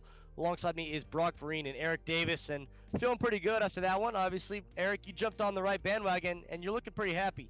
I'm definitely happy. I mean, look at it. I had no idea. I wish you guys had told me before that I had pros on my squad. I would have immediately gone. I told you, I scout with my head, not my heart. I would have definitely jumped on to Team Powers, but now that I'm firmly planted. I have a mold of my butt in the seat now. I'm going to ride this one out a few more stops. Okay. Well, I mean, the early applications of the favorites predictions we had, obviously both of you on Team Ware. Brock, you still there? I'm still there. If we learned anything last week, it's I don't jump ship, for better or worse. All right, I'm cemented in Team Ware. I will say I'm a fan of Team Powers, but I'm not on Team Powers. I'm on Team Ware. Okay. Well, we'll see how it pans out. Obviously, they're not facing off just yet. Both of them on different sides of the bracket. But facing off in this matchup, we do have Kevin Ware and Amon Green. You see Amon Green's statistics there. We've mentioned very briefly him starting the esports organization up there at Lakeland University. And he's got a pretty good team that he's put together as well. We saw one player on his team that wasn't there last week that really is kind of taking control of the lobbies. Well, the benefit he has is being an actual esports coach at the collegiate level. You know, he knows how to scout Call of Duty talent. He knows how to put a team together. And I'm pretty sure every week now he has made minor tweaks and adjustments. So it's no shock that every week his team has gotten a little bit better. He just has his coach hat on right now. He has his coach's hat on right now, but I don't know if that coach is going to be able to find a plan to get past Team Ware. They've had a hard time with them in the past, and if I picking this one, I'm going to ride with Team Ware in this one, even though I would love to see the football get something done. I can't do it. You got to scout with my head. I mean, we were not able to watch Kevin Ware in that opening match that they played up against Team Dio, where Mitch Garver currently is residing, but they got themselves to this position to play against Amon Green, where Amon Green had a really solid opening matchup that was a pretty dominant win over Team Vereen. And, you know, Amon Green's success, hoping to continue that here, but he is going to be going up against a defending champion in Team Ware. And granted, we talked about this isn't the same game that we were playing last week, and I don't know how strong Kevin Ware and company are in Hardpoint, but I imagine this is going to be a pretty good matchup between these two. In the interview that we had earlier this week, I'm telling you, I could see in his eyes, he was confident. You could have told him that we're going to be playing volleyball on Sunday. He just told they were going to win. He said, come on. He wouldn't even let me finish some of my sentences about these other teams. He doesn't care about the other teams. He's focused on himself and his squad, and that's the part of the championship team. Yeah, you can see to the gamer tags, it is Team Amon Green on the left side with Kevin Ware's squad on the right. A little early advantage for Team Green, but it's very quickly answered back where they're able to contest and get the answer and take point back over. And this is virtually neck and neck. They're not letting what happened against Aerial Powers and Brett Phillips happen. They're not going to be able to give them that opportunity to get that early lead. No free points given away here. And this one is virtually tied. And I expect this to be a very back and forth matchup for the duration. It's just tough competition between these two teams. It absolutely is. What more can you ask, bro? We get closer and closer in this bracket. We're not in the championship yet. We're knocking on the door of it. So it's no shot to the level of competition. It's going to be great. But the last time Team Green went against Team Ware, you know, in the second round match, they were able to keep things a little bit closer, even in the other game format. So the expectations of them coming out prepared, you know, should have been there. And it seems that they were able to get that communication together, even with the added players, to get things working smoothly. And it's much closer competition this time. And it is pretty much just a give and take on both sides. You know, eventually someone's going to come and take over and pretty much just control this lobby. But right now, it looks to be two players that are kind of stepping up. You see Jump and Valley both. They're getting their multi-kills, they're getting killing sprees. They're just kind of the unsung heroes right now. We could talk about team captains all day long, but it's about the players that these guys have put together. We talked about Aerial Powers bringing in a legitimate Call of Duty professional player. Brett Phillips recruiting across the Major League Baseball to get the best players out of the majors. And here we are between these two, where it seems like they've got these players that are kind of carrying their team right now. The captains have just, they're the glue holding it all together and putting together these squads that are just so good. Well, it's like you said, you can have the best point guard in the world. If they can't hit someone who can score, it doesn't matter. You can be the best pitcher in the world. If your team can't get up there and score some runs as well, then it's off for nothing. Goes to football as well. Best receiver in the world. If a quarterback can't get to the ball, it doesn't matter. So I think that putting this team together, as well as contributing a little bit, is important. But hey, it's my goal, it's my role as a captain to fill the best roster possible. Maybe that means bring somebody into the beat. I don't care. I just want to win. Hey, you guys, having a novice on the panel like you guys have with me today, I'm looking at the captains. The format last week, the captain was more of a quarterback or a point guard, where you were going to distribute, you were going to get the balls into your playmaker's hand. This week, the captain looks more to me like a head coach. You're the CEO. You have to make certain that you have all the people around to do the dirty work, that you put together a really good squad, because you're not necessarily needed to do as much, but you got to make certain that you got your stars where they need to be and let them go do their thing. And compared to last week, right, where you had that sort of experience that you could just really make up for, you know, you have a person at the bottom of the leaderboard that's not doing so great. You know, they only got 4 or 5 kills and they died 10, 15 times. You're able to kind of make up for that when you have one player that is really doing solid. They can kind of carry the weight and balance it out, make up for that on the other end. Whereas when you watch Search and Destroy or Warzone or Hardpoint, it's a lot more team-oriented, where you have to get everybody on the same page. And if you have a person that's just constantly running it down and not really contributing at all to taking these objectives over, to getting in a position to answer back and stop this other team from accruing points, then it's a lot harder, because you're fighting an uphill battle. It's a 3-on-4, it's a 2-on-4, because it's just a meat shield at that point. Certainly, and whereas a Search and Destroy is more like a baseball or a football. You're on offense, then you're on defense, then you're back on offense, back on defense. Hardpoint is more like basketball. You're always on offense and you're always on defense, because one missed shot, one steal, and boom, you have to flip side. So I think what makes, like Eric said, coaching more of a coaching role in this game mode is so important, because there isn't, hey, we're all focused on getting kills. Hey, we're all focused on defending the bomb. Here is, hey, we're trying to kill and we're also protecting each other simultaneously. And this one really back and forth. I mean, obviously, you saw Kevin Ware they took a little bit of a lead there. They're up, 30, 40 points, but now, Amon Green and company kind of dialed it in. They've got it, bringing it back together. You see the new hard point coming up that they are taking control of, but as soon as you take control of it, you just lose it out because, well, here comes the red team, and they just wipe the floor, and then they take the point back. So they're finally getting to a point where they've got a little bit of momentum. They're continuing to build on that. But this is, for what it's worth, the closest match that we've had between anybody so far. And, I mean, for now, the defending champions, they're the ones that are holding on to this. Yeah, but the way both squads are playing, as you said, very close match. And if I'm the captain of either squad, I'm feeling good about what's going on and the way it's being played. Yeah, Team Green needs to find a way to try to shrink that lead, but they can't be upset with the game plan. And once it gets down to roughly the last 50 points, I mean, once they hit that 200 threshold, that's really the point where you started to kind of get worried. I mean, this is the point now where you have had, Team Ware on the point for pretty much the whole duration this has been up, and they're just getting points constantly. You got to start getting worried about, if you are on Amon Green's team, there's got to be an answer. There's got to be something that they can do, and this is the point where time's ticking in the fourth quarter. You just let them get a scoring drive, and you're already down 2 possessions, but you got to do something. You got to answer something back here, and you don't have a lot of time to do it.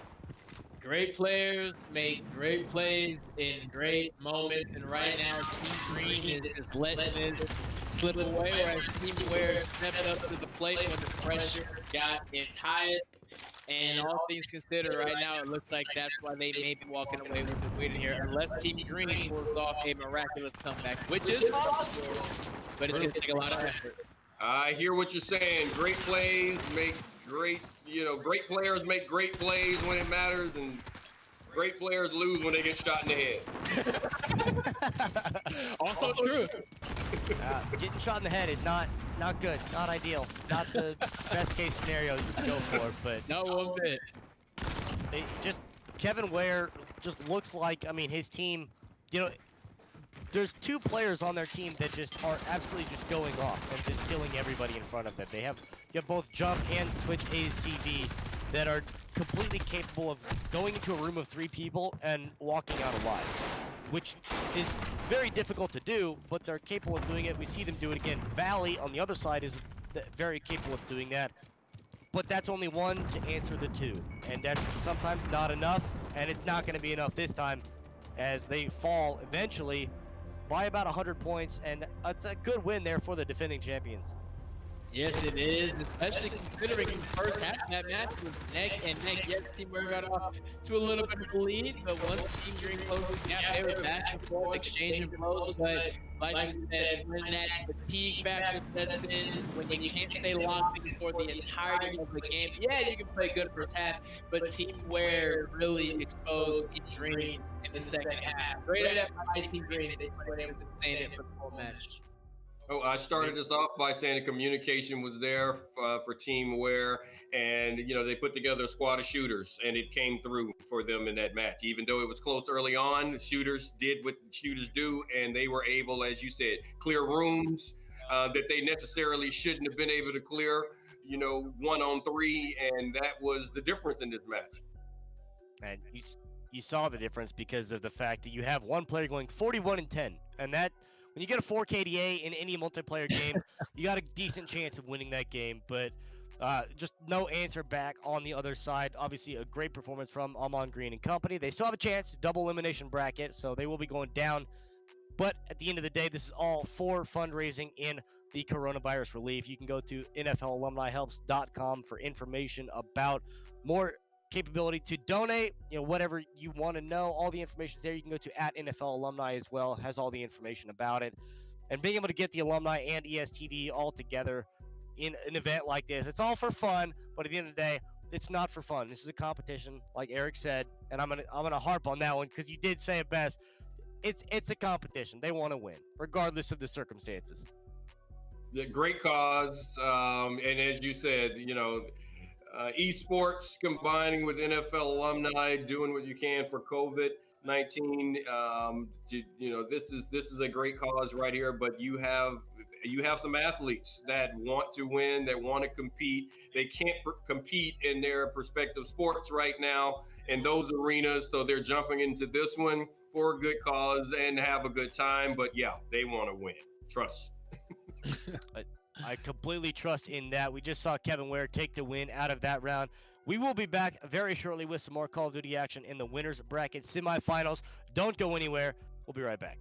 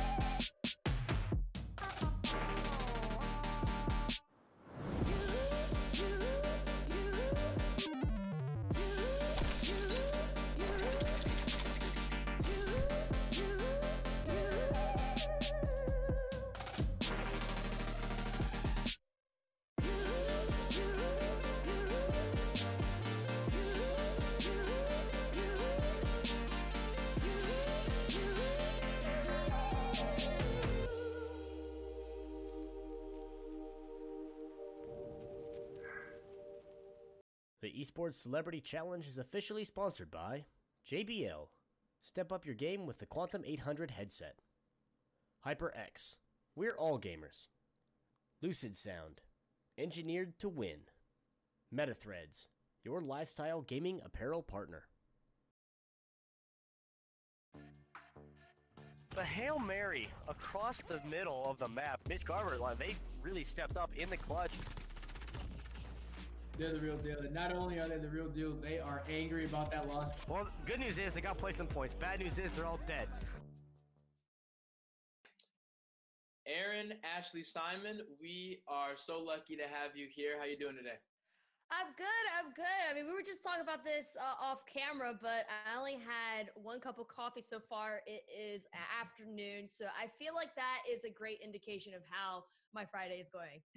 Now, you are a former college athlete. What was it about esports, that level of competition that drew you to video games? Because once an athlete, always an athlete is what I always say. Yeah. It never, listen, like the competitiveness and that aspect of playing at a high level, it never goes away. Even though, I would say I probably I had a higher chance of going the pro route in soccer than I did in video games. But what I will say is just that competitiveness, that teamwork oriented environment is something that really gravitated me towards esports. And also especially how there's like this interconnection and somewhat similarities that we see in esports and traditional sports, which I thought was really great. And video games have always been an outlet for me. I'm sure like back in the days, like when we were coming up, whether you're coming up in like the soccer route or AAU or football, especially when you play at a high level, you're always training, you were doing homework, and even during vacation time, what were you doing? You were training even more. So all your friends were in Cancun and all those other nice places, and you were stuck where you were. And because of that, I started to just play a lot more video games, and it was perfect. Around that time was when Xbox Live was popping off. So then it was like, wow, I can play with people all across the world. And just having that connection of being able to play with people. We don't even have to speak the same language, but we understand the game, and to be able to communicate. And certain games allow you to communicate without even having to speak your specific language. It's always been something that's so fascinating. And also gaming has always been very mainstream, but I think that just certain components of it and esports has become more of a focal point when it comes to the mainstream scene. And so just to see the growth and just how a group of people were super passionate about it, and seeing that passion transpire into what it is now is what really made me gravitate towards this space. Love it. Now, like you said, you've been entrenched in video games from day one, but early on, you had a corporate job before going on to doing things with ESPN and 2K and streaming on Twitch. So what was that final moment where you realized, okay, it's time to make this jump and do this full time? What was that final sign that you saw that made you realize, no, this is going the distance? Yeah, so I mean, it was crazy. So I started out of college getting a corporate job because journalism doesn't always pay. And I was like, okay, let me like start off with getting my salary at a good point. So I worked at an architecture and engineering firm in the marketing department, which is just like completely outside of like, oh my gosh, Aaron, you actually did that? Yes, I did. But then I used that as more of like to stabilize myself financially. And then eventually I went on to pursue, you know, a passion in terms of covering traditional sports, covering music media from print and digital. And from there though, it was just a learning experience, honestly. It was a learning experience. And I would say that there's fundamental things from the corporate side that I really took with me and still take with me, even through the broadcast work and just the media work that I do in the esports and gaming scene. Because at the end of the day, business is business. No matter where you go, it's going to always be the same. And it's so important to understand the inner workings and to understand things like contracts and negotiating and all this stuff. And so, even though starting out in the corporate world, you know, with that work and even just doing media work for like a big company like the Wall Street Journal, which is a little more suit and tie, that really, there's certain foundational things that really stuck with me, and more so knowledge and information from the business side that I took with me into what I do now. And I would say it's been helping me in terms of navigating business in this space. And I don't regret it. Even though I didn't enjoy it, I don't regret it. Welcome back here to the Esports Celebrity Challenge, the NFL Alumni and the ESTV coming together, sponsored by JBL as well as MetaThreads, Lucid Sound. You can see the rolling ticker behind me. We have all kinds of phenomenal people coming together for this event to put on a fantastic event, competition, Call of Duty, getting all of these professional athletes, players, and apparently some professional Call of Duty players, as we see Ariel Powers has somehow recruited someone as a CDL player onto her team, obviously adding a little bit of favoritism to that squad, you know, hoping to come out on top of this one. We've seen great gameplay from Amon Green so far to this point, but getting knocked down to the losers bracket in that last matchup, as we saw Kevin Ware come out on top of that one. Kevin Ware defending his title and trying to continue to do so, as we will be spectating him next, as he's going to be facing off against Kyle Tucker and company. And we are doing pretty good to this point. My name, Trevor McNeil. Alongside me is Brock Vereen and Eric Davis once again coming back into this one. Gentlemen, how you doing? You still feeling Kevin Ware's going to come out on top? I am Team Ware. I've been Team Ware from the jump, and it is much too late to bail. But you know what? Thankfully, whereas in previous weeks I may have picked teams that were less than successful, it looks like today I may have picked a winner. I'm feeling great. Team Ware all the way.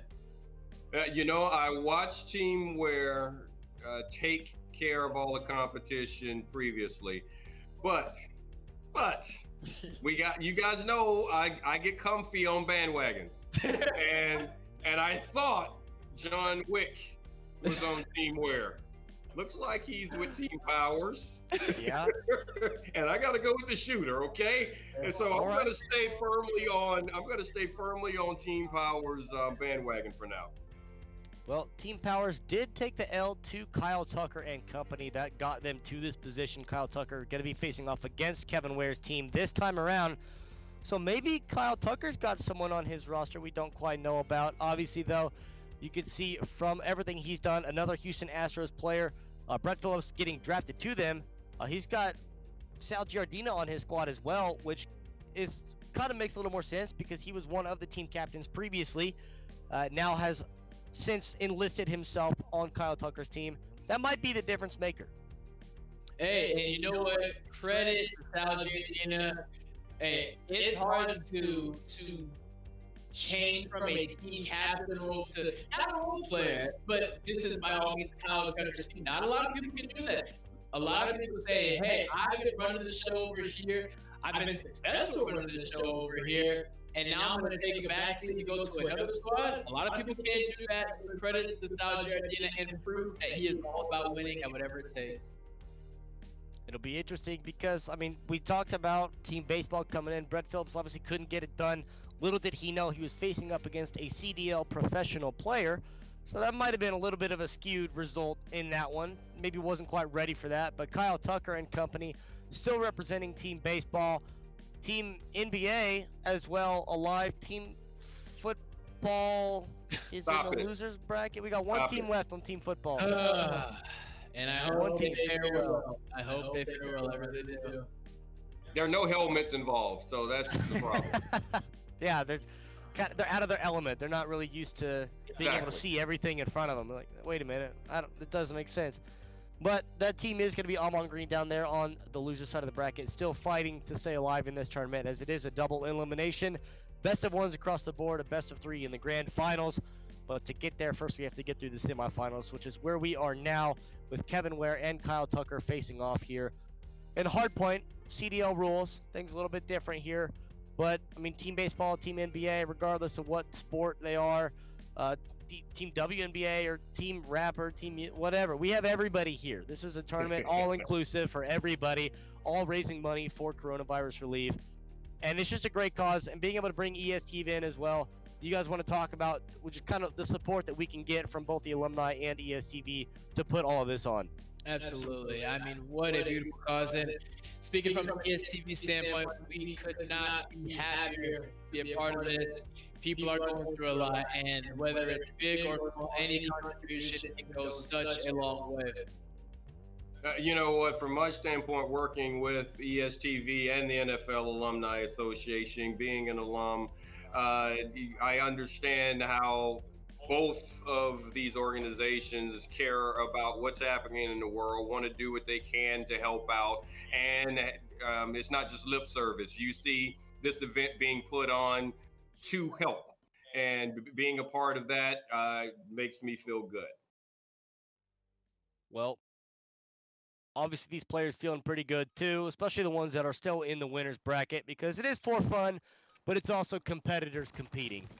And they still want to go home at the end of the day with the dub, with those bragging rights.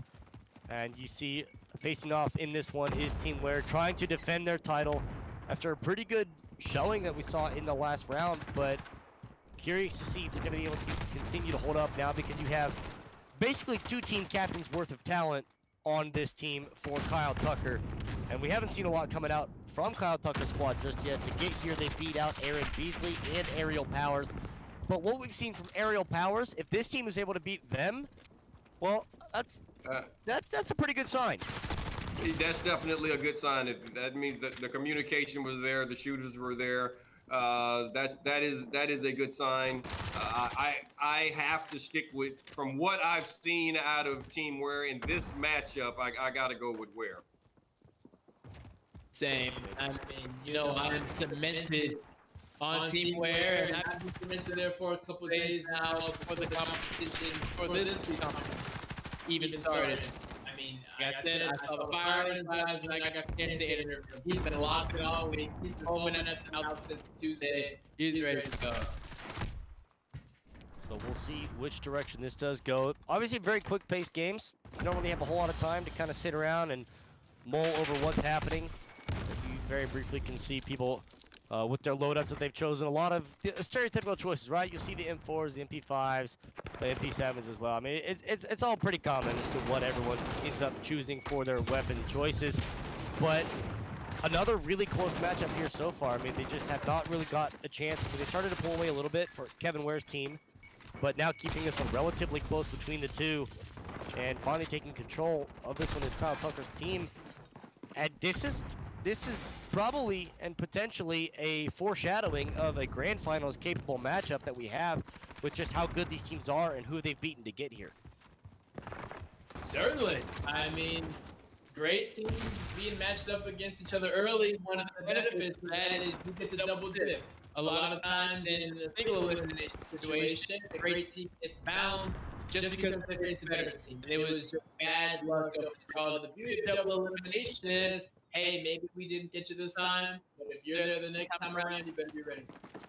Yeah, absolutely. You get that opportunity. It's that division, that divisional game, that second go around. The things that didn't work out, You have a chance to learn from it. You have an opportunity once you get into that losers bracket to change that mindset, because now you have to, you know that there is no room for error.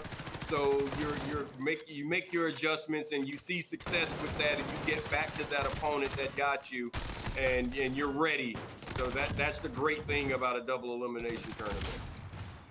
And obviously the loser of this one will go down to that bottom side of the bracket. Winner will move on to the finals to await the winner of the losers bracket. But once you get to that point, like you mentioned though, this is that second divisional matchup. I would have put it, because it still haunts me to this day, that week 17 matchup, the Patriots against the Giants, where the Patriots had to come back to win and eventually come down to it. And then lo and behold, 6 weeks later, they're in the Super Bowl playing each other. And we all know the famous helmet catch. David Tyree got that one. It is. This is what that is. Yes, and it is so difficult to beat a team twice. It is so difficult. Now you add the fact that we have weeks and weeks of practice amongst these teams. I mean, what more can you ask for from competition standpoint? You got to keep firing all cylinders. It's not that hard to beat a team twice. We beat the Rams. I mean, we beat the Rams twice a year, 6 years in a row. So, I mean, it's not that hard. Let's talk, like, what time frame of the Rams is this? Like, oh, this is what I played. I can't. It wasn't before. It wasn't after. It was when they were in our division. We just beat them all the time. So that's just a part of it. Now the thing about it is yes, it's a difficult thing to do, because you know that you're going to get their best, but you just have to make certain. You have to make certain that you are not playing, and that's what this match is right now. This is a very close match, but you have to play not hard enough to lose. There are a lot of clubs that play just hard enough to lose. So the question is whether or not you have yourself prepared to play hard, but it's a winning formula. And that's the trick of beating a team over and over again, is to make certain that you're putting together a winning formula. Team Ware, watching Team Ware in different types of gameplay, they've been able to put together a winning formula that's not just playing hard, but it's playing smart and it's playing to win. And they're doing that pretty decently at this point. I mean, they had a slight lead there, but this is another one of those pretty back and forth matches that's going both ways. But as it stands, you know, the advantage currently going to Kyle Tucker and company. And, I mean, it's pretty close between them at any given point. With the new hard point coming up, they're already on the next location. They're starting to match those points that they just lost on the last point.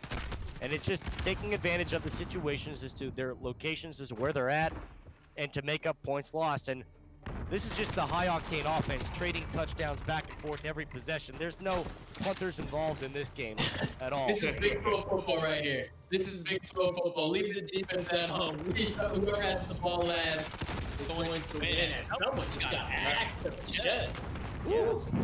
It's brutal. That's a statement. You talk about Big 12 football, that's Big 12 football except for Kansas. Being from Kansas, I hate that I can say that.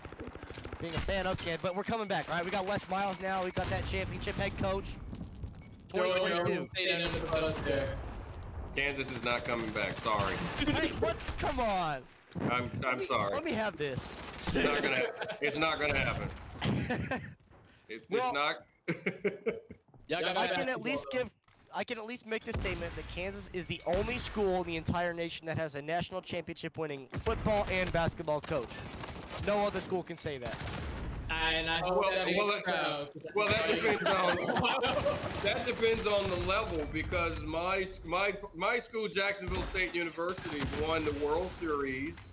We won the national championship in football. We won a national championship in basketball. Gymnastics won the national championship. Golf won the national championship. I can keep going. So it depends on the level. If you want to, go ahead. I mean, by all means.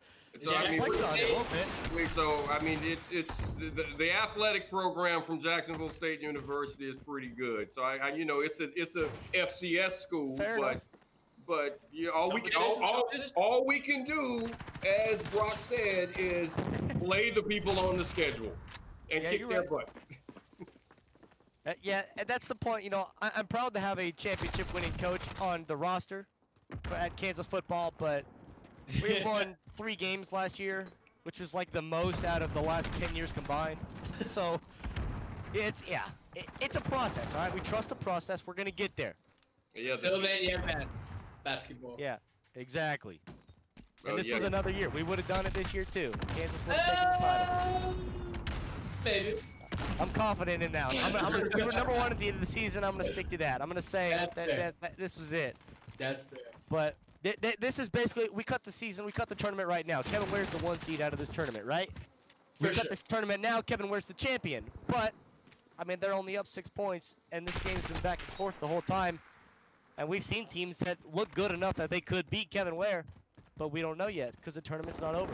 And it's also exactly what I was saying. It's not about playing hard. It's about playing smart, and it's playing good enough to win. And that's what Team Ware continues to do. They communicate. They make the tough plays when they need to. When they need the points, they seem to be able to get them, whether they're playing with the lead or if it's a close matchup right now. And they are a very tough squad. This is a very close matchup indeed. They did get control of the hard point there. Took a little bit of a lead. Now it's right back at it where it's almost going to be even here in a couple ticks where they're in control. And this is just as close of a competition as you could get between these two. We talked about the last round we watched where eventually there was a little bit of a gap, a little bit of a disparity where it got to a 75 to 100 point lead, and that was it. There was no answer to be said. And now it's this just genuinely back and forth where they're pushing 200 points on both sides.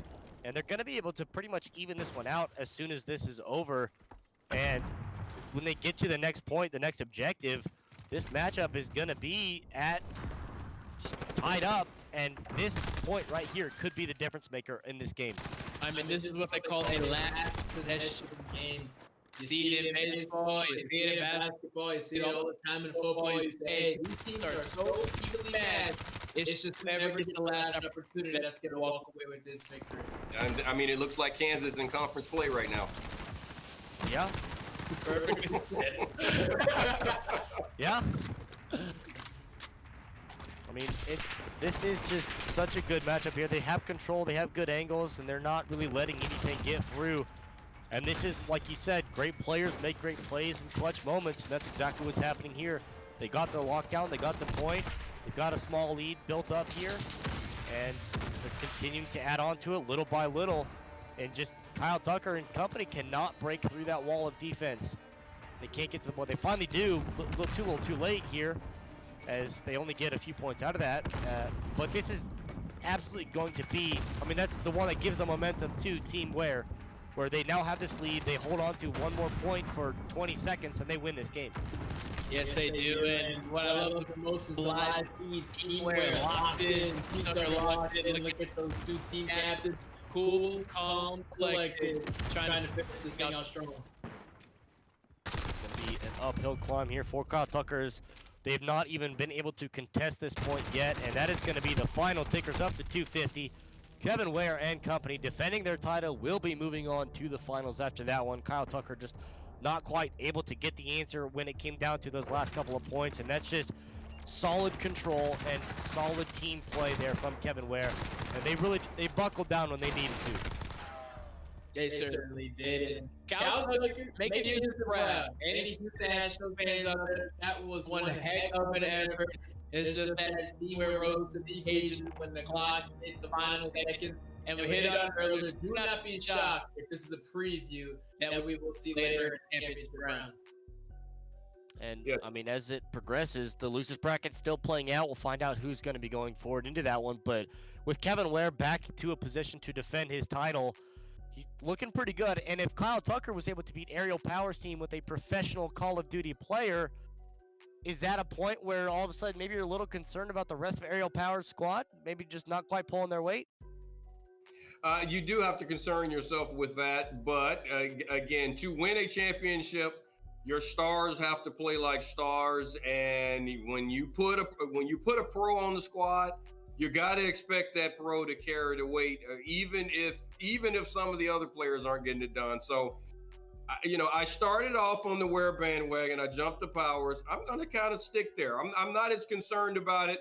That's the great thing about the double elimination tournament. You have an opportunity to see what goes wrong. You get that mulligan. And you give a pro a mulligan, I gotta believe that he's gonna figure out a way to take advantage of this second opportunity and bring the rest of the teammates along with him. So I'm not as worried. Well, we got to the point now where we have Kevin Ware awaiting the winners of this one, but we've got ahead of the losers bracket. Still going on, we have Amon Green facing off against Aaron Beasley, and we are able to drop into this one to spectate what is going on in this match. It is pretty close between the two of them, and obviously winner of this one will go on to face the winner of Aerial Powers and Team Dio, and that's going to be the difference maker to go then to play against Kyle Tucker. So we have a couple matches to go before we catch up to that point. But as you can see here, a very close matchup where Amon Green, unfortunately, is on the losing side. They're the last surviving team of team football, and they're holding on for dear life. Yes, they are, and I hope they continue to hold on. Team Green, you know, they always start off strong. They always show promise. It's a matter of finishing. And I know more than anything, they just want to silence the doubt and prove that they can finish. And in an unfortunate circumstance, where Aaron Beasley is all too familiar with being on the losing side of the bracket. I mean, his team shows up week in and week out and gets through at least the first couple of rounds, but then always finds himself in this position, unfortunately, that he's fighting to stay alive in these tournaments and gets to this point and actually faced off against Amon Green last week as well, where it's just unfortunate that they just can't do anything more than win a couple of their first round games, but then get dropped down to the losers bracket. So the familiarity with this position of fighting for your life in a do or die, it's something you hate to see, but they're just continuously putting themselves in this position. They're not doing themselves any favors at all. Like you said, though, it is bittersweet to see a team like Team Beasley, who has been pounded on, we'll say, in some earlier rounds, some earlier weeks, and hey, maybe they start to figure it out a little bit. Time will tell. I guess it's all in how you look at it. You start a tournament. My mindset is that if you start a tournament and I know I have one life to give, it doesn't matter when I give that life. It doesn't matter if I give it in the first round. Doesn't matter if I give it in the championship. The fact of the matter is that you only have that one life to live, and that has to be the mindset of your entire squad. I don't know if it makes it any tougher or any, playing in the loser bracket or being in the winners bracket. It's all perception, and I guess I'm just wired. I'm wired crazy, so I know.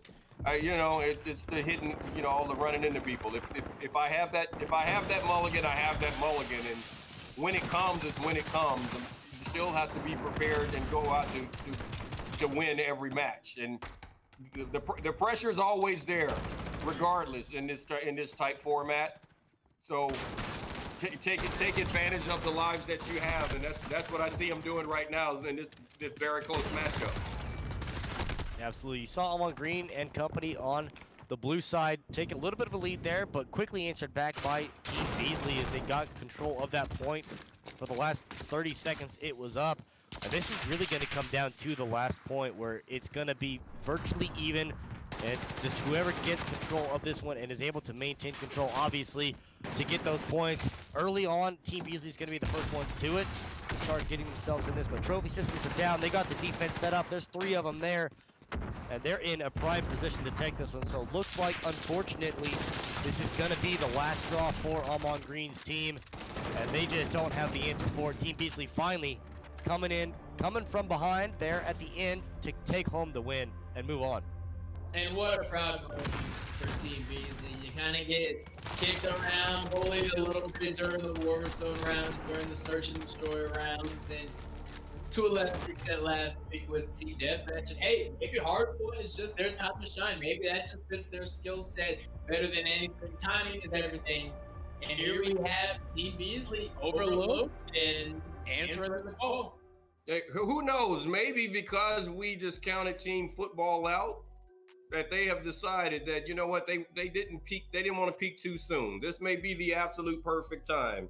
As Brock just said, maybe this is the perfect time for them to figure everything out and start moving forward.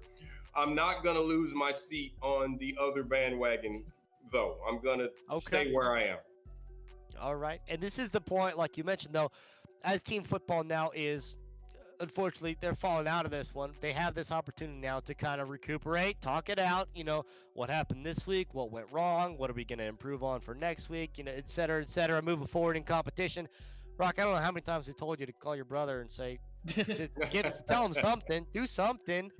Well, It just we doesn't work. still have Team Beasley still representing the NFLA. But it is interesting that every week it is a different team that is grasping at straws for the NFL representation. First, a couple weeks back, it was Team Green who were the last stand and they got knocked out. Last week it was Team Green.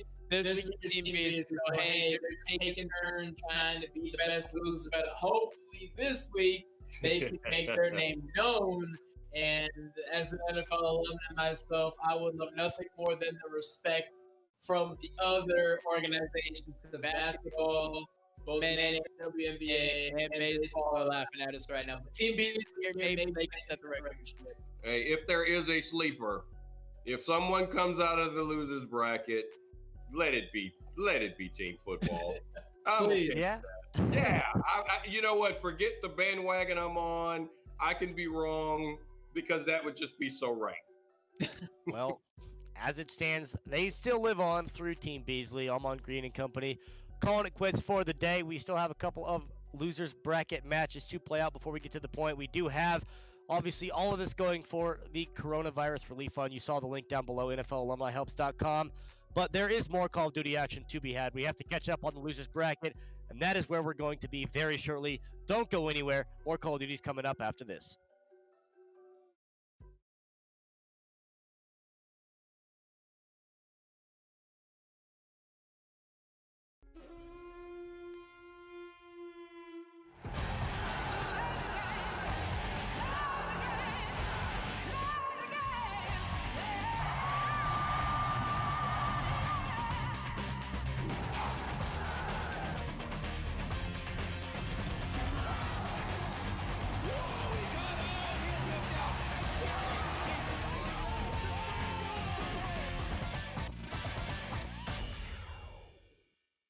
Mitch Garver, welcome. Last week did not go the way that you wanted, but week one did go the way that you wanted. So talk me through the conflicting feelings of not being able to defend the title, but still being in the title in back-to-back weeks. Yeah, it was a really fun week too. We had a good time with that.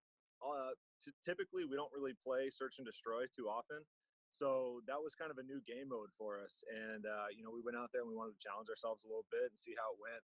Obviously, we made it to the championship and we did it having some fun. We matched up with Brett Phillips' team earlier in the series.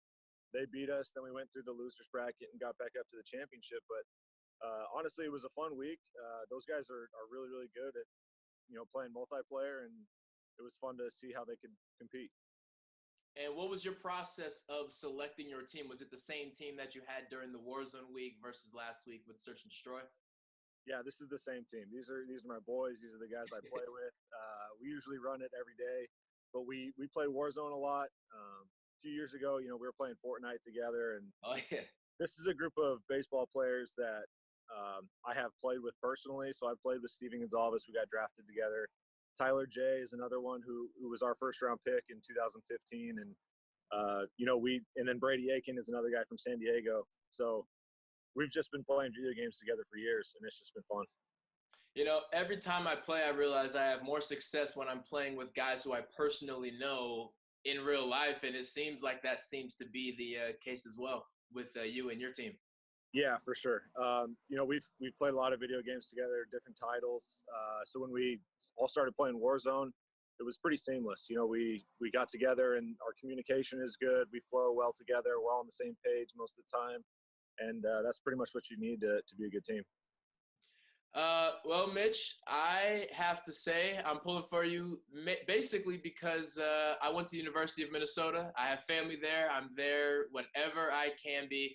So I got to ride with those guys. But please take me back a little bit. What is this connection between baseball players and esports? Because not only do you guys play them, you're really good at them. You guys whooped up on the football teams last week.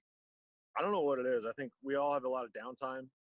It seems like we play a game every day in professional sports, and throughout the day, and then even after the games, we all get together and we play some video games and hang out. And that's just kind of something that we've always done. I have a deep video game history. I've always played. My brother and I used to play all the Halo titles coming all the way up. We played all the Call of Duty titles. And then when Fortnite kind of debuted in 2017, I got really deep into that. I ended up winning a tournament with one of my teammates, Steven Gonzalez. We won a MLB Players Association tournament. Beat a couple of these guys that are in these Warzone tournaments now, but it's just a fun way to compete. I think we all like to compete, and our game gets elevated when we get on that stage.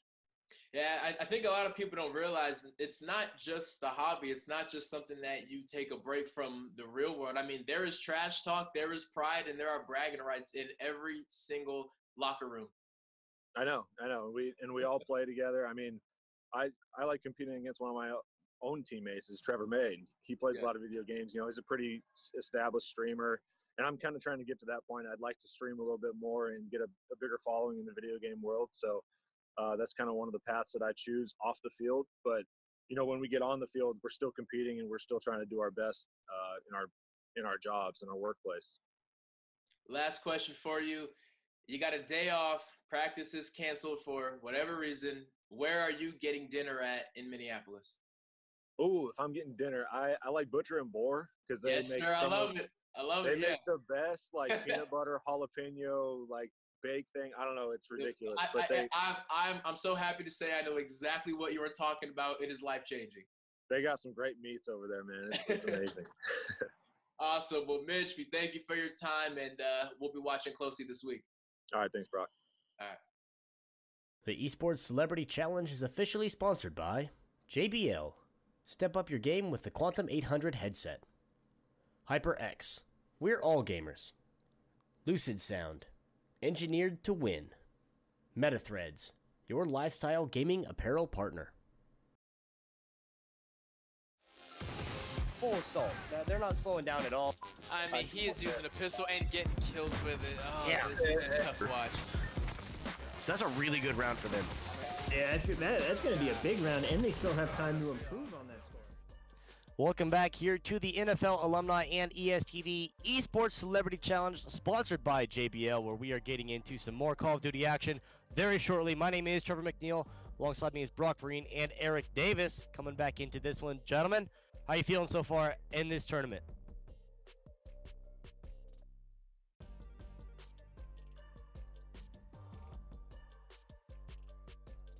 Something with Brock, I see you talking, but you're not picking up any sound. So I can only imagine that you're feeling good. I don't know. You can mess around with your settings. He there. is. Yeah, Eric, I can hear you. How are you feeling? Well, you know what? Obviously, I must.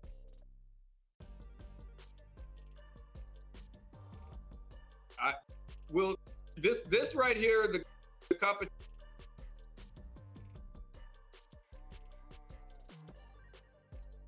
Seems like having some connectivity issues as he is frozen in place. We'll get it all sorted out there, but we do have this Call of Duty tournament going on right now. We are in this loser's bracket where we have Aerial Powers and Dio facing off currently, so we can drop into this one in progress. Dio picking up Midge Garver on this position with Team Dio, and obviously starting this one out, winner is going to go on to face off against Team Aaron Beasley.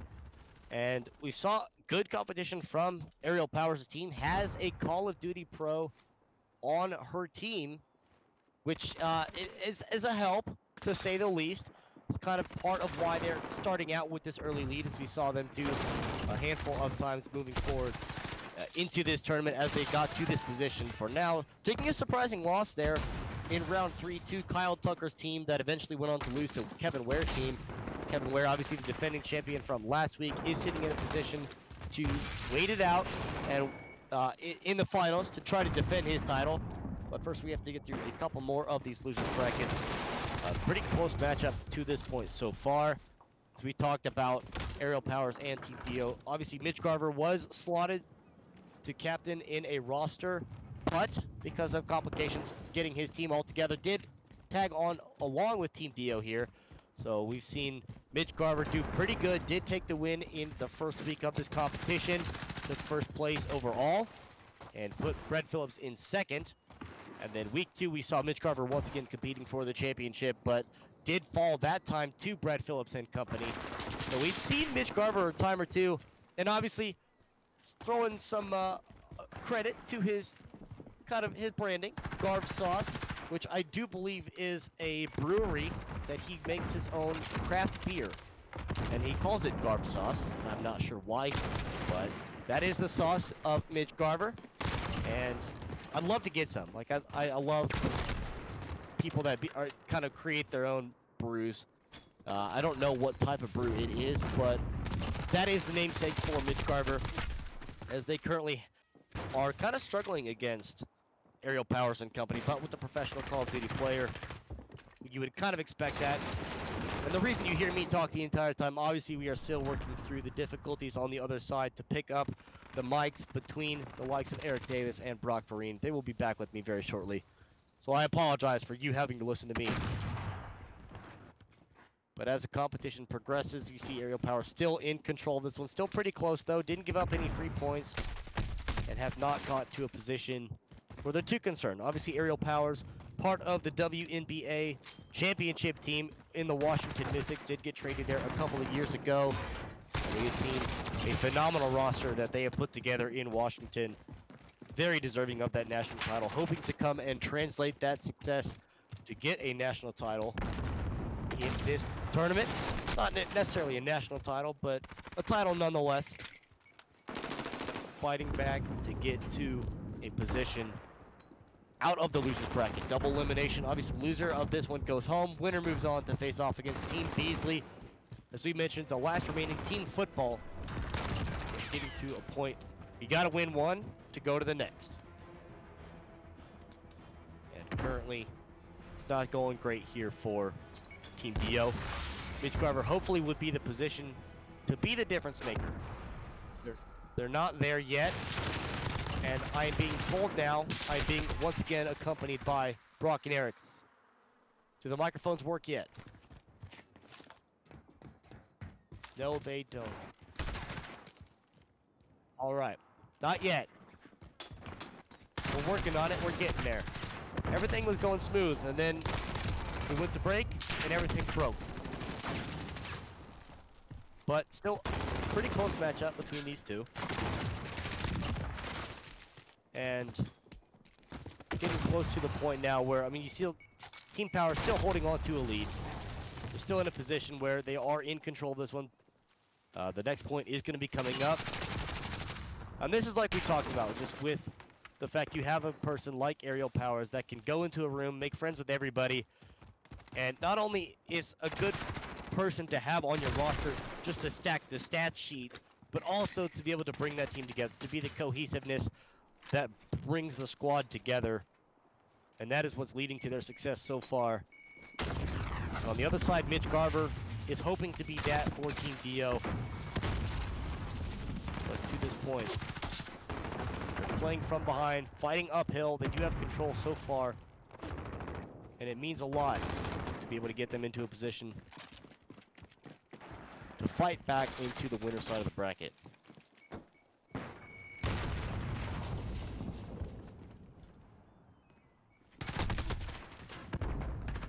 Getting glimmers of life from microphones on the other side.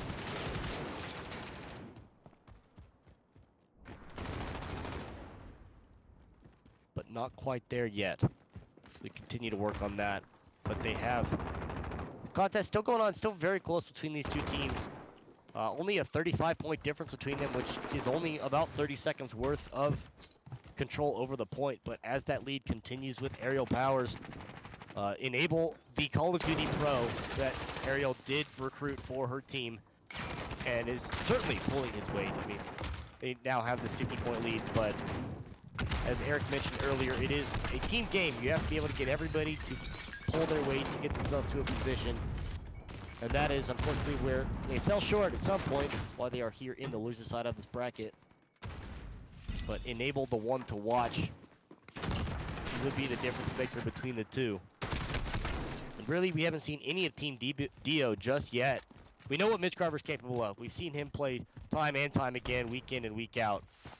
But just has not seen an answer from Team Dio to really hold on to this one. They've been playing from behind almost the whole time. Can't even get the trophy system down as soon as you have control of that. Trophy system is obviously so important to control an objective, to keep control of the hard point. But they just can't quite get to that just yet. Finally get good spawns that puts them in the back and is able to get them on prime real estate. They got oceanfront property in Arizona right now. But Enable still is the difference maker. Time and time and time again, he just starts pulling the trigger and does not stop. Got a multi-kill times 4. He's the one on the point. Finally, he's going to get contested, but he's able to take one after another. Eventually, 4-on-1 is more than enough to finally overcome him. And they're not able to get anything more than just that. A 50-point deficit now for Team Dio. Even Power Surge now. That is Aerial Powers. That is getting something going. As they inch closer and closer to move on. Winner obviously once again facing off against Aaron Beasley and company in losers round 4. Winner of that will then go on to face off against Kyle Tucker in round. And now I have at least one back. Eric, are you with me? You hear me? I can kind of hear you. You're a little bit in and out. A bit more. We're almost there. That's what I'm telling. That's what I'm getting told here. We're almost there. Got another 70 points here. Mitch Carver picking up a multi-kill now. And all of this obviously is going to be moving forward here. This you see losers bracket round 3. This is the hard point control. CDL rules, they are 4 points away from taking home this dub. Aerial Powers looking to move on. All of this, of course, is part of the Esports Celebrity Challenge, as that is going to be Aerial Powers taking the W in this round. And we'll be moving on to face off against Aaron Beasley, the last remaining hope there for Team Football. And obviously we have the last remaining hope for Team Football to get Brock and Eric back into this one. But for the time being, Aerial Powers in control of this. And it's going to be Aerial moving on, Aaron Beasley awaiting the victor. Hopefully they have stayed warm. All of this, of course, in support of the coronavirus relief. You can go to NFLalumnihelps.com for more information on donating and where to donate. You can also go to @NFL-alumni for any of that. As we continue this tournament, obviously Aerial Powers taking home the W, has the Call of Duty Pro to help her out on that team, but that's not everyone on the team. There's 3 other players that are helping get them to this position, trying to continue their success on this one. We are going to continue this Call of Duty coverage. There is more Call of Duty gameplay coming up very shortly. We're going to take a quick break. We're going to work out getting Brock and Eric back into this one. But don't go anywhere. More Call of Duty is coming up after this.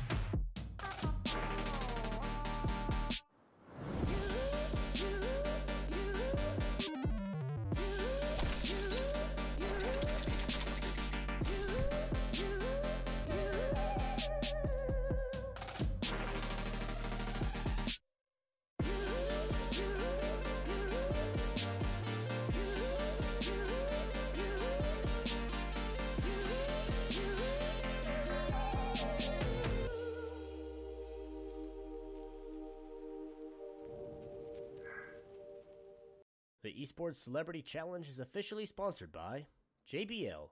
Step up your game with the Quantum 800 headset. HyperX. We're all gamers. Lucid Sound. Engineered to win. MetaThreads. Your lifestyle gaming apparel partner. The Hail Mary across the middle of the map. Mitch Garber, they really stepped up in the clutch. They're the real deal. And not only are they the real deal, they are angry about that loss. Well, good news is they got placement points. Bad news is they're all dead.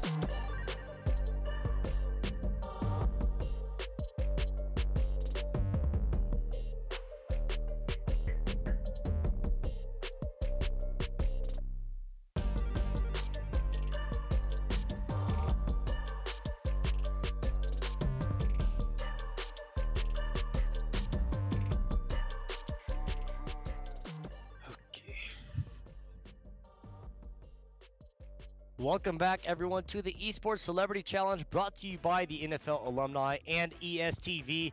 My name is Trevor McNeil. Alongside me, once again, Brock Vereen and Eric Davis. Gentlemen, you're back. You kind of took a little break there in between, but you're back. Took a little vacation, just to rest the legs a little bit. Wanted to see how you can handle it on your own profile, but we're happy to be back. I just went to the station to check on a possible ticket for another bandwagon, just in case. Just in case. I want to be prepared, but I wanted to make certain there was still a seat available. Found out there is. Don't know if I'm gonna purchase it yet. Okay. What are you hovering around? What do you think I'm buying a ticket to? I mean, I started this off and I was talking about Team Wear, and they're sort of sitting in the station waiting for everyone else to get there so that they can play the next round. Then I saw what Powers had done, and gotten the shooters on that squad, and I was like, so I jumped on that bandwagon. I had to see if it was possible championship round to get on another bandwagon. If there was room, there is room. Not saying I'm gonna buy the ticket, but there's room. Well, it gets to a point where it's even then a little too late, where you draw the cutoff. Like, all right, no one else is allowed.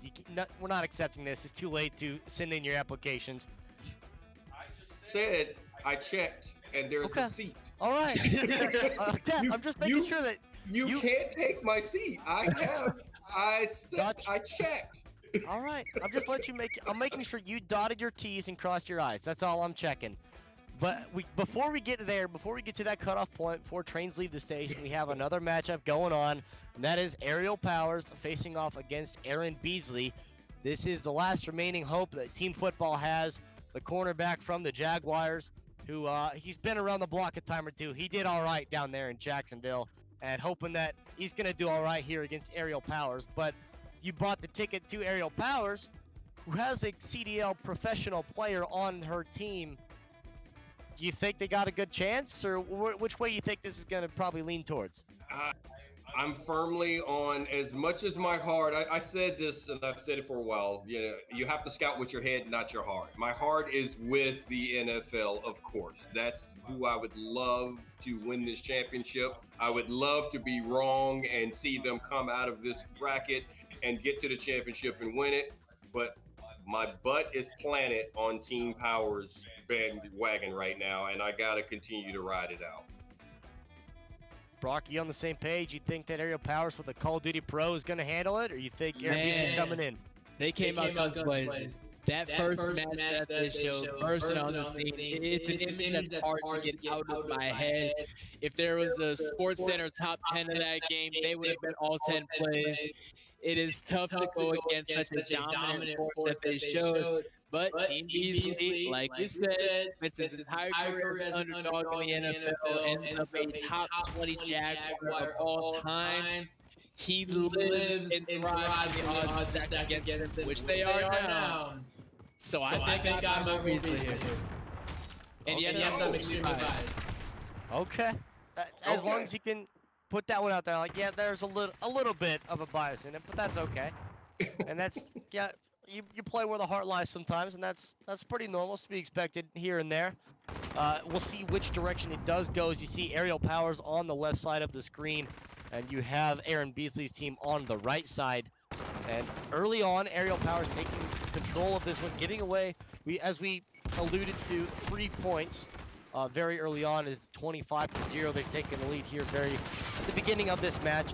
But you mentioned Aaron Beasley fighting as an underdog for years and years and years. And, Jacksonville was never a team that was like the worst team in the NFL. They were never the best team in the NFL. They were probably somewhere in the middle to the back of the pack, but they still are able to procure good players. Yeah, they are. They are. And it's one of those things where it's not a franchise that you will associate with greatness, but there's talent coming out of there. And you spend so long as a franchise being a piece away, 4 pieces away, 22 pieces away. But the fact of the matter is, Aaron Beasley is one of those top names. Well, we're not discussing Aaron right now. We're discussing Jacksonville. And you can always get good players when you're bad, because you get to pick first in the draft. That's the problem. They were always bad, and that's how they got all those good players. The issue is that you were getting all these good players, and you were always bad. Okay, so now that's the organization. That's not Beasley. Beasley was a good player, had a good NFL career, and let's see how much of what he learned is going to translate over to here. Like I said, I would love to be wrong and see him come out of this matchup. It's close right now, but just as Brock was saying, just the way Team Powers came out and what we've seen them do today, it's hard to bet against them. And I mean, this is, like you mentioned, this isn't the Jacksonville organization. This is the Beasley organization. And we'll see. I mean, obviously, they're not going to be a first-round pick moving forward to the next week because they've got it to the loser semifinals at this point. And they're just one match away from being in the divisional championship round. Like, they're that close to being able to fight for contention in the grand finals and try to take that title back. But first, they got to get through a professional Call of Duty player and Aerial Powers, who, as you kind of touched on earlier, just because you have a Call of Duty pro on your team doesn't mean that you're just a surefire shoe-in to the grand finals. As we saw, they're now in the losers bracket. You got to have everyone at least pull your weight a little bit. This is more of a team-based game where you have to have everybody on the same page. And based off of just what we've seen from the first couple of minutes out of this gameplay, Aerial Powers, they're starting to take a lead, but Team Beasley, they're fighting. They're still in this one. Do you think that they have what it takes to be able to answer back all the way and take control of this one, or do you think they're going to be fighting uphill for the whole time? Well, to your previous point, you look at an actual professional Call of Duty player, and you assume that they're going to ride him all the way to the top. But what great teams know how to do is neutralize your best asset. The New England Patriots, their successes. You can talk about their success forever in the NFL, and what does Bill Belichick always say? Your best player is not going to beat us. And maybe that's the situation here. They are forcing someone else to step up to the plate, and if they do, Powers can overcome that. Right now, they're in a dogfight. But you know, the great thing about the New England Patriots that everyone always forgets is that when they talk about neutralizing your best player, people always forget how many of the best players that they had on their squad. And that's what I'm seeing right here. When my players are better than yours, I should beat you. And that's what I've been seeing going on today. And that's what I said, the advantage that Team Powers have with the pro on is that double elimination and losing that one match, knowing that you have a life to give. It gives you a chance to continue to plan and see how you're going to work around that professional player. That's what I would be doing if I were on Team Powers. How do I work with the best player here? And you should have the best player in the tournament on your team right now. How do you work with that? And it seems as though they found a way to work around that, and it's working for them right now. I mean, to where it stands, it's a pretty close matchup, and they're at least keeping it relatively even enough between the two of them. There's a 16-point difference right now on a contested hard point. We're going to get a couple more points out of it, potentially, before they let the timer tick down. So it's still a close matchup between these two, and it's going to eventually come down to this. Someone's going to be able to take complete control of 1 point, and they're going to completely dominate 1/4 of this game. They're going to completely just be able to mitigate anything the other team is trying to do and not let them have success. But it just depends, flip a coin, which direction is it going to go. And as it stands, Aerial Powers, they got to the point early, they got their defense set up, and they're just now primed and ready to be able to start to take control of this game after pretty much playing it back and forth very evenly through the first like 2-3 minutes of it. Well, to quote my buddy Mr. Davis here, and this might be a misquote, so correct me if I'm wrong. You can only lead a horse one way, one mile at a time, or something like that. That'd be an elephant. An elephant. There we go. All right. An elephant. So you just gotta chip away. You can't win a game on one play. You can't eat an elephant in just one fight. You know, play by play by play. You can't pan. You can't get caught up looking at the scoreboard as your lead slips away or as the other team increases their lead. Just got to focus on the now, and that's the only way to win games that are as intense as this one. I mean, it's still pretty close. You see on the score feed, you know, they get these killing sprees on both sides. You see Enable get a killing spree. You see North with a killing spree as well. It's just that back and forth between these two hard, heavy hitters trying to take control of this game for their team and try to give their team that advantage of just not letting the other team have an offense or a defense, because you just keep killing them all the time. And you don't let them participate. You don't let them play in it. You neutralize their best assets. And, I mean, this is the heavy hitter fight between these two.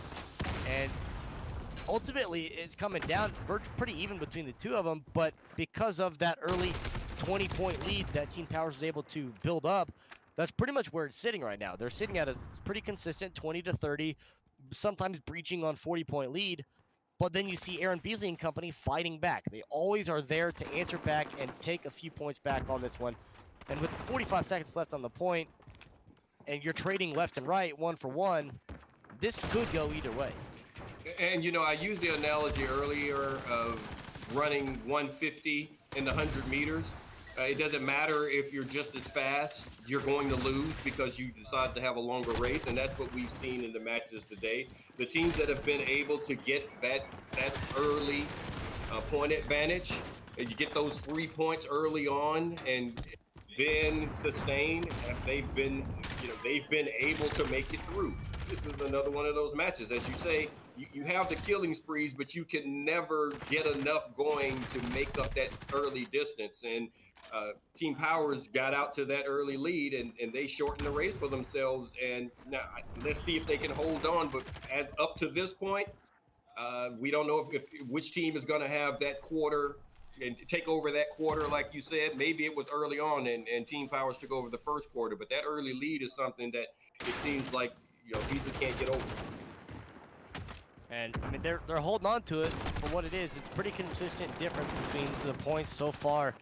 How much of a difference? Okay, so we've talked about, you know, recruiting the players, getting the best of the best, neutralizing your best assets.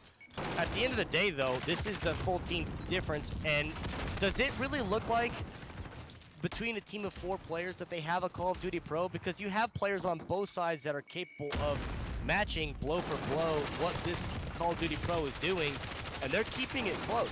Is it really that big of a difference, or can you focus and rely on your team to be able to make up as a cohesive unit what the difference of one professional player brings to the table?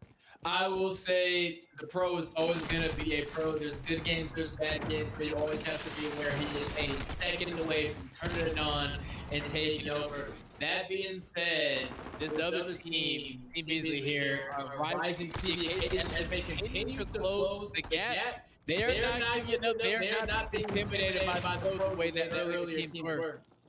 But there are 2 advantages of having the pro. Number one, as we just heard, you have a pro on your squad, so you know that he's capable of taking over. The second part of that is that your opponent has to worry about it, whether they know it or not, whether it's conscious or subconscious. You're focusing on that pro, and that little bit of focus on the pro could be the 1 second, the split second that you need to take advantage. And Team Powers, it seems to me that's what they've been utilizing.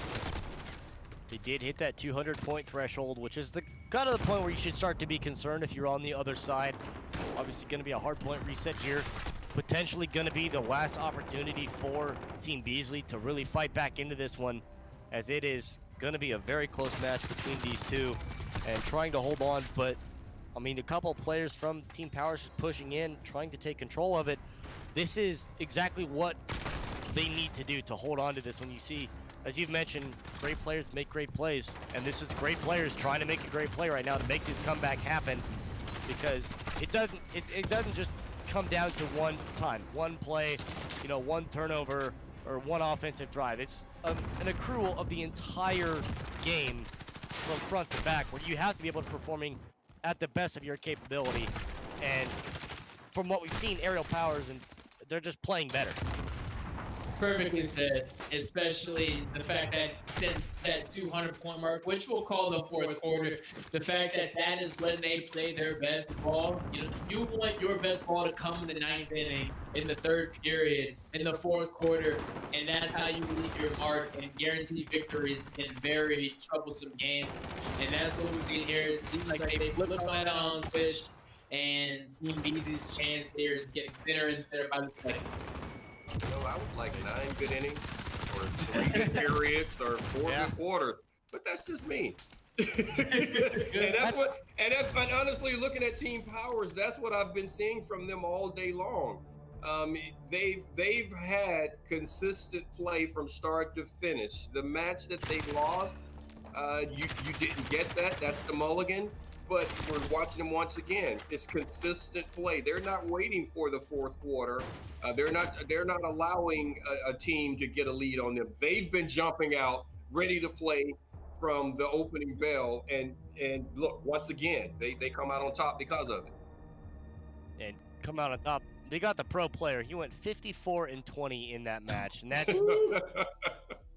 just a pro player. He's just gonna kill you time and time again. And for what it's worth, with getting that many kills and playing against a player that's gonna be killing you that many times, to keep it that close is in and of itself a win for the likes of Team Beasley. But at the end of the day, just because you survived or you made it close, just because you lost by 1, lost by 3, lost by 30, loss is a loss, and they're going home.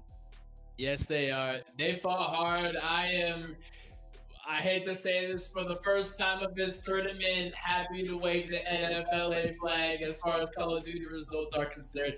They fought hard. They just ran into a brick wall, but best believe they fought hard. I am not a moral victory guy. Sorry. So a moment of silence for the NFL. We got our butts kicked again. Let's not talk about the fact that we lost to a pro. It's an open tournament. You had an opportunity to put pros on your squad, and you didn't do it. So an L is an L, and we have to eat the L. And once again, it tastes like sadness. Okay.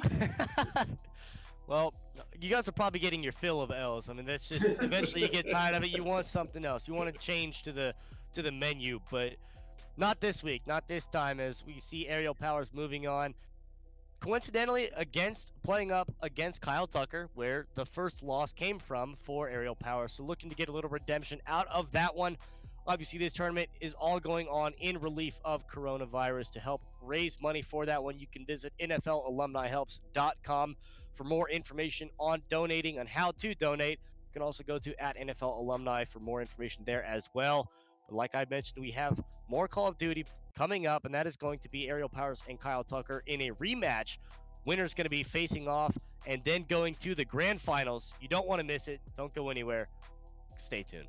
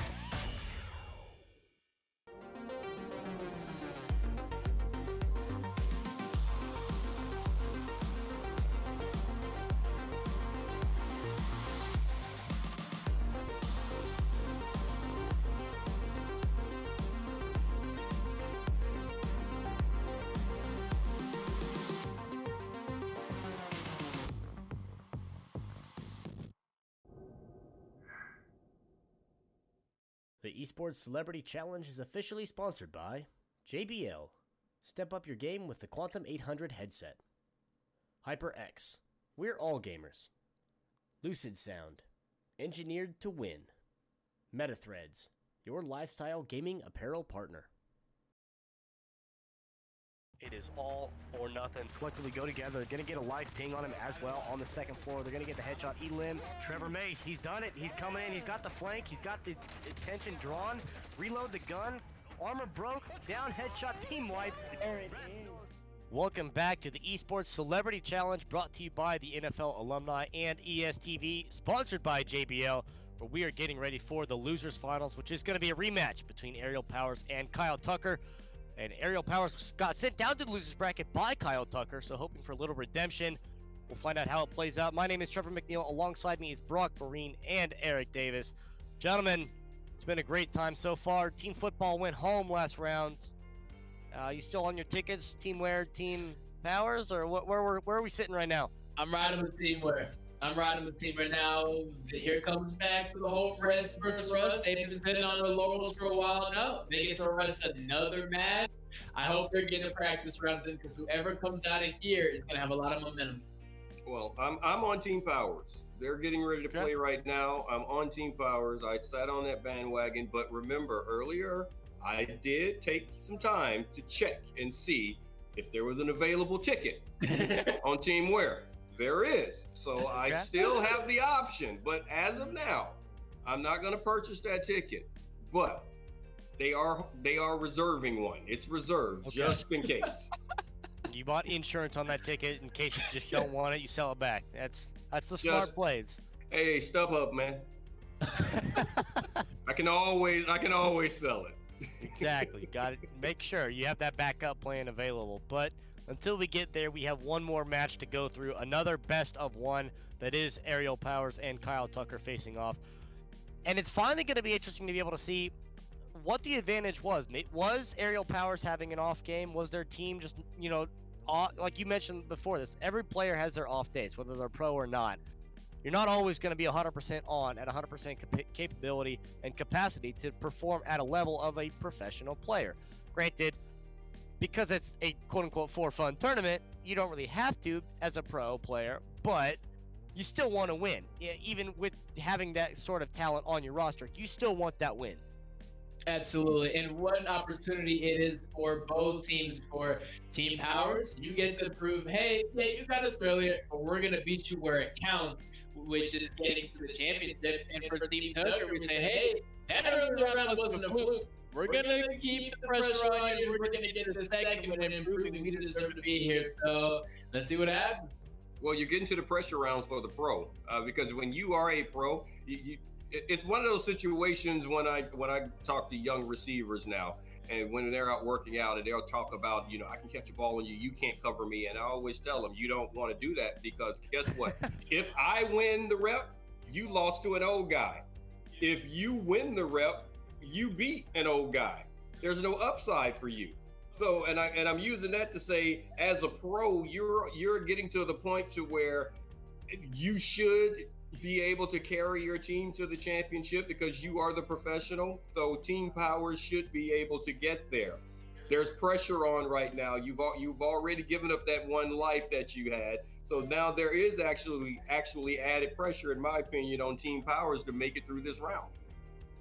Not related at all, and out of my own curiosity, when those young receivers tell you that they could beat you on a route, do you take them up on that? Or do you just say, don't even try it? It's not even worth your time. It depends on who it is, where they are, and what they actually feel like losing. Okay. Have you who's you beat? Who's the most prominent player that you've beat in that challenge? That where they think they can beat you, but they don't. As in all things that happen in the locker room, you never mention the names of anyone who's still alive. I like that rule. I like that rule. All right. That simple rule. Okay. Fair enough. Brock, do you have any? You gonna flex on anybody? You break his rule or? Hey, you're talking with no Geo over here. He says the rule is the rule. I'm not crossing. OG meaning old guy, right? That's what that is. That's what we're gonna go with. You started this off by calling me Mr. Davis, so you're not wrong. I sure did. There's that. I got nothing else to say to that one. That's because it's true. Yeah, I mean I have to. It's a respect your elder type of thing. That's what we do, right? You're my elder. I gotta do that. Respect with the mister. We're not on that first name basis just yet, but I'm gonna get there. Let's talk about Team Powers. Okay. Oh, you want to talk? Okay. Let's talk about the young bucks on Team Powers. That is Enable, their ringer. He is the #1 player that has on this roster, the professional Call of Duty player for the Seattle Surge. Aerial Powers obviously bringing that one in. Aerial Powers, a champion in her own rights, taking home a WNBA title with the rest of the Washington Mystics. And we've talked about the translation of skills from the athletic sense over to video games and esports. And Brett Phillips, he has the vision, the reaction time, and the ability to adjust on the fly, being a center fielder, being an outfielder, and having that, pre-existing knowledge to translate it over to video games. From what kind of perspective, as a basketball player, would you think would be the most handy to translate over from the court to the screen? Yeah, well, I'll take this one. Hand-eye coordination.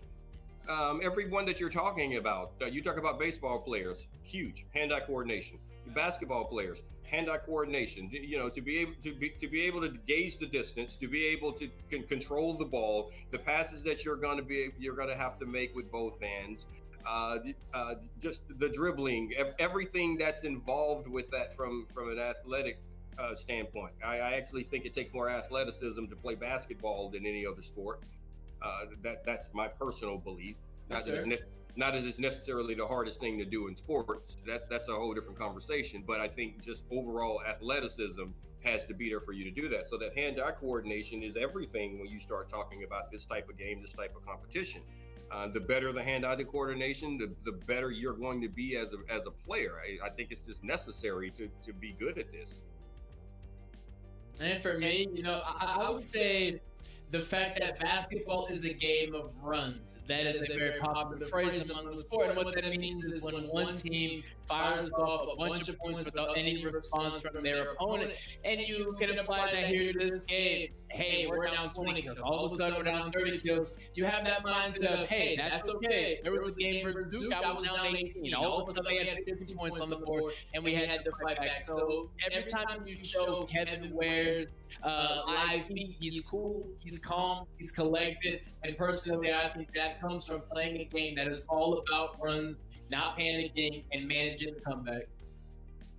We'll see how that pans out for him. Obviously, you mentioned Kevin Ware is at the top of the bracket. Hopefully staying at least warm enough that they're ready for the next play. But before we get to Kevin Ware and company, we have to get through this losers finals match that is going to be Kyle Tucker and Aerial Powers. Aaron Beasley just losing to Aerial Powers. But all of this is in support of the Coronavirus Relief Fund. You can go to NFLAlumniHelps.com for information on that one as we get underway here in this game. And we've talked about the runs. We've talked about the capability that you have of translating skills from A to B to C. And with a Call of Duty professional player on Team Powers, you see Aerial Powers on the right side and Kyle Tucker and team on the left. And we'll see which direction this pans out. Kyle Tucker already did beat out Aerial Powers once before and looking to repeat that success to get back to the grand finals. But, Aerial Powers, they've looked really good up to this point. They certainly have. In the first couple of weeks of the tournament, the story was all about baseball. And then last week, Kevin Ware represents the basketball side of things, and the WNBA falls into that world as well. So baseball versus basketball, we get a little preview. Is baseball going to get a chance to defend that title, or are we going to have a basketball versus basketball matchup? And for the first time, we're not seeing one team really get that huge advantage very early on. It's very close back and forth. No team is going to take that first point to get that 30-0 lead to spot that, first possession score. And it's virtually just going to stay deadlocked at this point and make things a little more interesting. And you would expect a good matchup out of the two teams that have played as well as they have to get this far and to play this competitively, because they're all competitors. We've mentioned this time and time again, that they all want to win. That's what they're here for. That's what they want to do. They play sports. They're competitors through and through. At the end of the day, okay, yeah, you participated in a thing for a good cause, and you feel good about that, but you feel a lot better when you go home at the end of the grand finals being a champion. No one likes eating L's. It's really that simple. So you're going to play, if you're keeping score, these type of individuals are going to definitely want to win. And you see right now, you said it, you would expect both of these clubs to come out and be prepared in this one and play the close match. Team Powers lost with the pro. You lost earlier in the tournament to this same team. So I was definitely expecting them to come out of the blocks. Like I said, the matches that they've won, they didn't wait till the fourth quarter. They started consistently with the points and tried to build an advantage. And you see them try. I mean, it's a slight advantage right now that they're building, but this is a close match, and it should be, because this is a team that had a formula to beat them previously. And I mean, they figured it out somehow before, and potentially trying to just repeat that one. Once again, this is a best of one, and loser is going to be going home, as it is the double elimination. This is the losers finals. Winner moves on to face off against Kevin Ware up there on the winner's side of the bracket. Kyle Tucker and company. He has Sal Giardina on his team, who was a team captain a couple of weeks ago, that performed pretty decently on their own rights, on their own roster. But just like we saw with Team Dio, Mitch Garver obviously being appended to that team, kind of the same principle where you see Sal coming in, another team captain that's capable of bringing in a squad and doing pretty good with them, now joining the likes of another team, which is just stacking one roster that much more. Obviously must have made an impression with Kyle Tucker to think, yeah, okay, you can join my team. Well, we'll see how this goes. And they're doing pretty good so far. I mean, they got a 40-point lead here. Big time lead here, and Team Power is unlikely to have a slow start. We know that they can finish, but if you let that lead get too far ahead, this team over here is not going to let their foot off the gas. So Team Tucker just going to try to continue this as long as they can. And Eric, you mentioned as it progresses, there's obviously more pressure here for Team Powers, because this is a professional player against a bunch of amateurs, right? So you have to be able to, theoretically, be able to hold your own in a lobby like this, but in a team game, you gotta kind of bank on the fact that your teammates are capable of doing something as well to pull their weight. You think that pressure's starting to get to them? Just looking at the score right now, it seems we discussed it before this one. Yeah, I said that there's going to be pressure on the professional. You need the others around. So now the question is, how much of that is going to come into your mindset? How much of that is going to sink into your psyche? Are you going to be able to continue to do all the things that we've seen the pro do throughout the tournament, or are you going to start to think about the other members of the team, which it'll slow you down. That's the one thing about being in a team sport that applies to every team sport.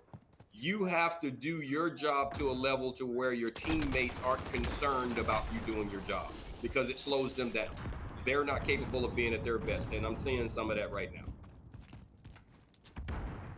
Pressure building. They're able to keep it close. They're starting to get back to a point where it's a little bit closer of a game. You know, take a breather, kind of get yourself composed once again, and get back into it. But as it stands, you just see Kyle Tucker and Sal Giardina just kind of taking control of this, and those are the 1-2 that are really in control and in charge of what's happening here. But we've also seen good success out of Freddie Tarnock here. That's done very well and is kind of like what we see Enable do, or we saw Valley do for Amon Green's team, where they just go on these insane kill streaks and kind of just destroy everything that comes up in front of them, and is certainly the difference maker to be able to help the team take these objectives a lot easier. They call it being in the zone, being locked in, and it seems like every match there's one player that just happens, where everything happens to click. You know, you ask any athlete on any level, in any sport, and you ask them, was there a moment, a specific game, where there was just a 20-minute stretch where you couldn't do anything wrong? Well, the same thing applies here. And it seems like they're just rotating opportunities for being that locked-in guy, and you just have to hope that that person is on your team when it strikes. I know exactly what you're talking about. Yeah, I was always in the zone on Wednesdays. The problem is that they play on Thursdays, Sundays, Monday night, but Wednesdays had them on lockdown. Hey, preparation's important, right? Wednesday is install day, as they call it. You have your defense coordinator showing you what the play is going to be on the sheet that week. So, hey, be locked in on Wednesday counts. At least a little bit. Until it comes game time and you find yourself in a deficit. But I mean, they're starting to get back locked in here, and they're trying to even this one back up. They're getting very close to doing so. And they're performing well enough, right, to be able to keep this game close, to keep it interesting. Absolutely.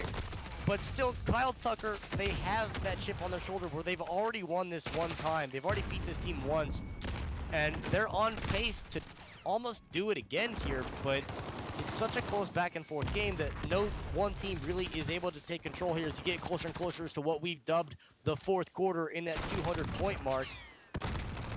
Is this a point where in the third quarter you're coming out of halftime that you just flip a switch, turn it on, you're the Call of Duty Pro player, this is the point where, as Brock called it, you're 1 second away from just turning it on. Is this it? This is when your big-time players need to step up. Like Eric said, you hope they stepped up before the game started. But hey, if there's anything left in the tank, you need to release it. Now, this is a close matchup because we have two teams who deserve to be fighting for a championship opportunity. So it's no accident that this is a tight race. Whatever is left in the tank, you release it now. Yeah, you can't wait. It's like the kid told Neo in the Matrix when he was trying to bend the spoon. It's like there is no spoon. There is no switch. If you have more to give, why weren't you giving it to me earlier? So this is a question of just coming in, competing, doing what you can do. The others have to stand up and do their roles. The pro, I need you to play like a pro, and I need you to clear rooms out like you've been doing all day long, all tournament long, but I need everyone else to be able to give me something special right now. Give me your all, and that's what it's going to take to be able to get there, because as we said, you're getting to that 200 point, getting to the fourth quarter. There is no tomorrow, so now it's time to get it done. And it's going to come down to the last couple of points here, and I'm not going to say it was kind of like a 28-3 at the end of the third quarter kind of thing here. It was similar. There was a deficit for Team Powers to make up, and they're able to answer back. They're now in the lead, in control of the point here, but is being very toughly contested by Team Tucker here. And this is the point now where Aerial Powers, they've realized, okay, we lost this one time before. I don't want to lose this again. I'm not going to let it happen again. And there's one player making a difference right now, and that is Enable, who is just emptying clip after clip, trying to take control of this one. But they're still not able to get to that point. And now we're tied up. We're locked even once again. With the edge going to Kyle Tucker. This is really going to come down to the last point. It really is. The race to 250. We got both teams trading kills. Oh, what more can you ask for? If you are teamwear, I hope you're getting those final practice rounds, because whoever comes out of here is going to be ready. When you're talking about getting to the top of a bracket, this is the way it's supposed to be. These two teams have shown that they are two of the better teams in the tournament today, and this is the type of contest you want to have. Nobody on the point right now. There's a 6-point advantage that is going to be ticking down here. This is as close as you could get it here, ticking down into that grand finals. Obviously, the loser of this one is going to go home. Team Power's in control right now, looking for the contest to come through here, but as it continues, they're finally able to clear it out, so there's no more points coming through, but they have to get on it to answer back. They're able to do so at this point, but as soon as you get there, you die, you lose it. Now it's contested again. Now it's going to be going to Team Powers, and they are 2 seconds away from taking this one. There's no one able to answer it, and they are going to redeem themselves. Aerial Powers, with the assistance of the Call of Duty professional player, are going to move on back to the winner's side of the bracket. Redemption complete. Check it off. We're good. We're moving back. We're on the winner's side. We're just on to the next. What a fight. What a fight. Credit to Team Tucker. Sometimes there just has to be a loser. You know, even if you gave your best effort, some of the guys on your team may think you deserve to win. The fact of the matter is, when the chips are down, Team Powers power through. But Team Tucker has nothing to hang their head about. You fought hard, and credit to Team Powers, revenge tour, as they call it. You guys got to serve it, but when the chips are down and it mattered, guess who won? Hey, great match. Great match, and I did the right thing by getting on this bandwagon. I did. Yeah, I checked on some other guys. Okay. But I told you guys, I've been on this one. I've been sitting here. I've been riding it, and you know what? Great fight. Never once did they worry about it. And I said this earlier. It's always about everyone's going to play hard, but sometimes you play just hard enough to lose. You have to have a plan that's a winning plan. Both of these clubs had a winning plan, so it came down to execution at the end. Team Powers was able to do just enough. Their plan was solid, but they did just enough, made just enough plays to win. End of the day, they got the dub. They're moving on to the finals to face off against Kevin Ware. Obviously, this Esports Celebrity Challenge, all of it raising money for the COVID-19 relief. You can visit NFLalumnihelps.com for information and how to and where to donate in support of this fund. And a great cause that's going on. Obviously, though, everyone wants to win. There can only be one at the end of the day. Kevin Ware, the defending champion from last week, is looking to defend his title. The grand finals are coming up next between Team Ware and Team Powers. Don't go anywhere. You don't want to miss it. We'll be right back.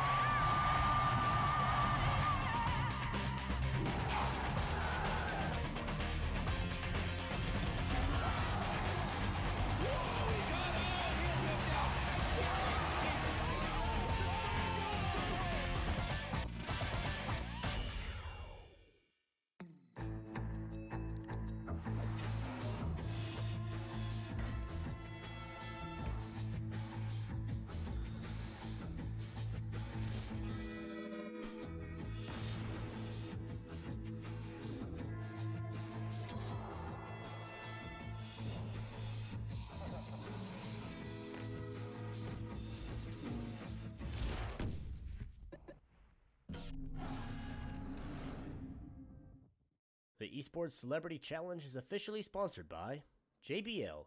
Step up your game with the Quantum 800 headset. HyperX. We're all gamers. Lucid Sound. Engineered to win. MetaThreads. Your lifestyle gaming apparel partner. The Hail Mary across the middle of the map. Mitch Garber, they really stepped up in the clutch. They're the real deal. And not only are they the real deal, they are angry about that loss. Well, good news is they got to play some points back.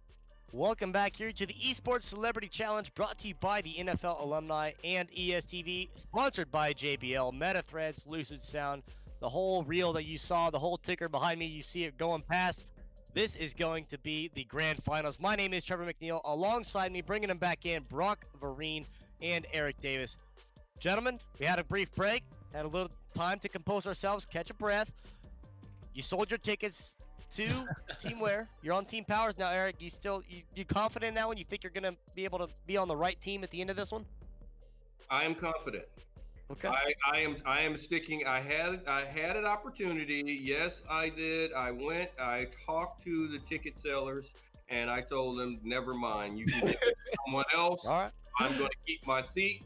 And I feel really good, especially after the last match, when you can come back and redeem yourself after a loss, and it was the type redemption that wasn't like this blowout where you just feel like, okay, that was just supposed to happen. You had to earn it. So Team Powers had to earn their way back into the championship by going through the team that defeated them. I believe they'll be ready for Team Ware. You think, Brock, do you think Team Ware's been staying warm enough, or do you think that it's going to be a little rusty coming back in this one? I hope that they have been practicing. One thing that's difficult about defending the championship is getting relaxed, saying, hey, we won it all last week, and here we are again, back where we knew we would be. Sometimes it's easy to get a little lackadaisical, but I hope they realize, hey, this Team Power, first time on the scene, already competing for a championship. I hope they don't take them lightly.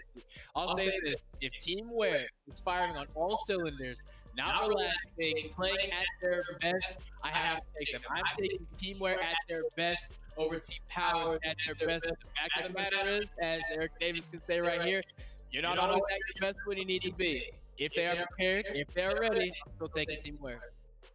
All right, well, we'll see how it pans out. Obviously, Kevin Ware being the captain of this team that is going to be facing off against the likes of Aerial Powers. You see his biography right here.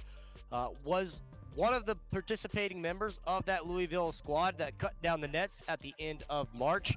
And, I mean, a national title winner at his own right, going on into the professionals, and he's done very well for himself in his career in basketball. Also done pretty good here as well, being a defending champion from last week. So you see Aerial Powers, another champion, both of them cutting down the nets at one point or another in their own basketball world. And now this is not just a team basketball versus team basketball. This is the NBA and the WNBA facing off against each other. And we've seen phenomenal play from both of them. You say Team Ware at the best of their best is going to come out on top. We've seen Aerial Powers with the Call of Duty Pro in her back pocket helping out there. And, I mean, it's a best of 3. You think it's going to be a TO, or you think it's going to come down to the finals, that last game to change and make everything different? You know what? I mean, you just read that out very beautifully, and I'm not going to lie, I am expecting one of the most high-intensity brawl matches that we've ever seen. But like you said earlier, we have 2 champions. Both of these team captains have played championship basketball. Not just played championship basketball, have succeeded in championship basketball. So there is no stage too big, no moment too bright. Expect a great effort here. You know what? It actually is team basketball against team basketball. WNBA, NBA. I mean, it's team basketball. It ain't team football. But it ain't team football. That's what we know. It ain't. Hey, I didn't say it. It wasn't me. You didn't have to say it. We already knew it. But I think it's going to be a 2-0 match. That's what I'm feeling. A 2-0 match. Okay. Well, if he's going 2-0 on his side, I'm going 2-0 on my side. Team Ware, let's go. Well, there is 1 seat left. 1 seat left. I tried last week. There's 1 seat left on Powers. I will open it up for you right now if you want to come. Hey, but take that seat out. Make room for extra luggage. All right, you may need it because I don't need that seat. All right. Firm on Team Ware. Let's do it. That's fine. We need a seat for the trophy. All right. Well, just like we saw last time around, no team really pulling away to a significant lead at the very beginning, and we're going to expect to see as close of competition as we saw from the last one with Kyle Tucker facing off against Team Powers. That was very close, very back and forth, ended up being a 11-point difference to decide the winner of that match. That was pretty much a come from behind there at the end for Team Powers to secure that victory, to move them into this position. This grand finals, the best of 3. So they have a chance. If they do lose out on 1, they have a chance to come back to recuperate and answer back on this. But the way it looks, Team Ware coming out firing. They're trading blow for blow once again, and this could go either which direction. It certainly can. And that's what you get with championship ball right here, or in this case, championship match. What more would you expect in competition at the highest level? No lead is going to be safe, and no team is going to panic. They've been sticking it all day long. They are ready. So we'll see if it's going to continue to pan out for them. I mean, this, as it scores, 1 and 2, back and forth, left and right. Someone takes control, someone contests it, and then it goes to the other side. They rack up 10 points, and then rinse and repeat, flip the switch, going the other way. So it's just going to be that hard, nitty-gritty fight to make sure that your whole team is on the same page for the entire duration of it. This is kind of like Eric was saying earlier. This is not just a game where you have to play one really good drive or one really solid quarter or one really good inning. You have to be able to perform through and through, from front to back, start to finish. And there's just no opportunity for you to just stop at any point. You have to be able to play well and play consistent through the whole time. And and I'm looking at Aerial Powers, her gaming name, Power Surge. The Team Powers had to come. They had to get a Power Surge after that first defeat. So every match that they've been involved in since that point, they've had to come out of the blocks and be prepared to play from start to finish, or that was the end of the day for them. So right now, you're looking at what they're going against. They are in a situation against Team Ware, who's been sitting and resting and waiting, to where maybe they don't have that energy up, and that energy level is not there. Team Powers has that energy up, and being in the close match, we've seen it. I don't think it's going to bother them. and I do believe that these will be very close throughout. I think we all do. I don't think that's going to bother the patience of Team Power. This is very close. I mean, Team Ware starting to build at least a little bit of a lead here that is going to be starting to get chipped away at from Team Powers. But Team Ware, for what it's worth, just seems like they were at least able to stay warm enough or stay in a good enough position that, you know, the little break that they had to get to this point is not going to bother them at all, as they're still at a prime time level of competition. They're still holding on to this one. They're still in control. They're starting to slowly build up a lead here that is effective enough to kind of chisel away and put that extra added pressure that you had mentioned about for a professional Call of Duty player on this team for Team Powers. And if they're not able to perform in that position, then you have to go and start to think, okay, what's the reset? What's the next step that we have to take in order to answer back to get our Call of Duty pro playing at the level that we want him to be playing at? I mean, he's the one, right? He's the captain. He's the all-star that we need to really carry the weight of this team. That he is, and credit to Team Ware, like you said earlier, the fact that there is no slack in their game. They showed up ready to roll. Stay ready so you know how to get ready. That's a sign of good leadership. Clearly, Team Ware, or Kevin Ware, kept his team firing all cylinders. There is no setback whatsoever. I'm still not worried. They'll be fine. They'll be fine. I'm okay. I'm in my seat. I'm not worried. It's still early. Yeah. And I've seen Team Powers find a way to fight back now. It's fight back time. But I'm not worried We call that delusion. It is step one to insanity. Well, we're not there yet. We're not insane yet. So, but you both call it 2-0. So, if Team Ware takes this one, you still think it's 2-0, or Eric, you gonna go back to a 2-1? Your team's gonna reverse sweep. Dude, I was calling 2-0 my way. Yeah. Well, it's not over yet. You're right. It's not over yet. I'm not gonna say it's gonna go to a 2-1 because for an answer back. Yeah. Okay. We'll go with this. I mean, there's no one in control for now. And as soon as I say it, you know, Kevin Ware's team comes in and takes control of the hard point. And they're performing pretty good. I mean, they were able to double the score of Team Powers. They're in control of this position. They were already halfway there with, you know, 90 seconds off the clock and continuing their success and continuing to add up those points. Is this a point where it's starting to get discouraging for you? Are you starting to get in your own head? Or what do you have to do to kind of keep that mental psyche at a reasonably flat rate so you don't just spiral out of control thinking this game is lost, it's over, there's no way we can win? Well, one of the benefits that Team Powers has is the fact that they had to fight out of the losers bracket.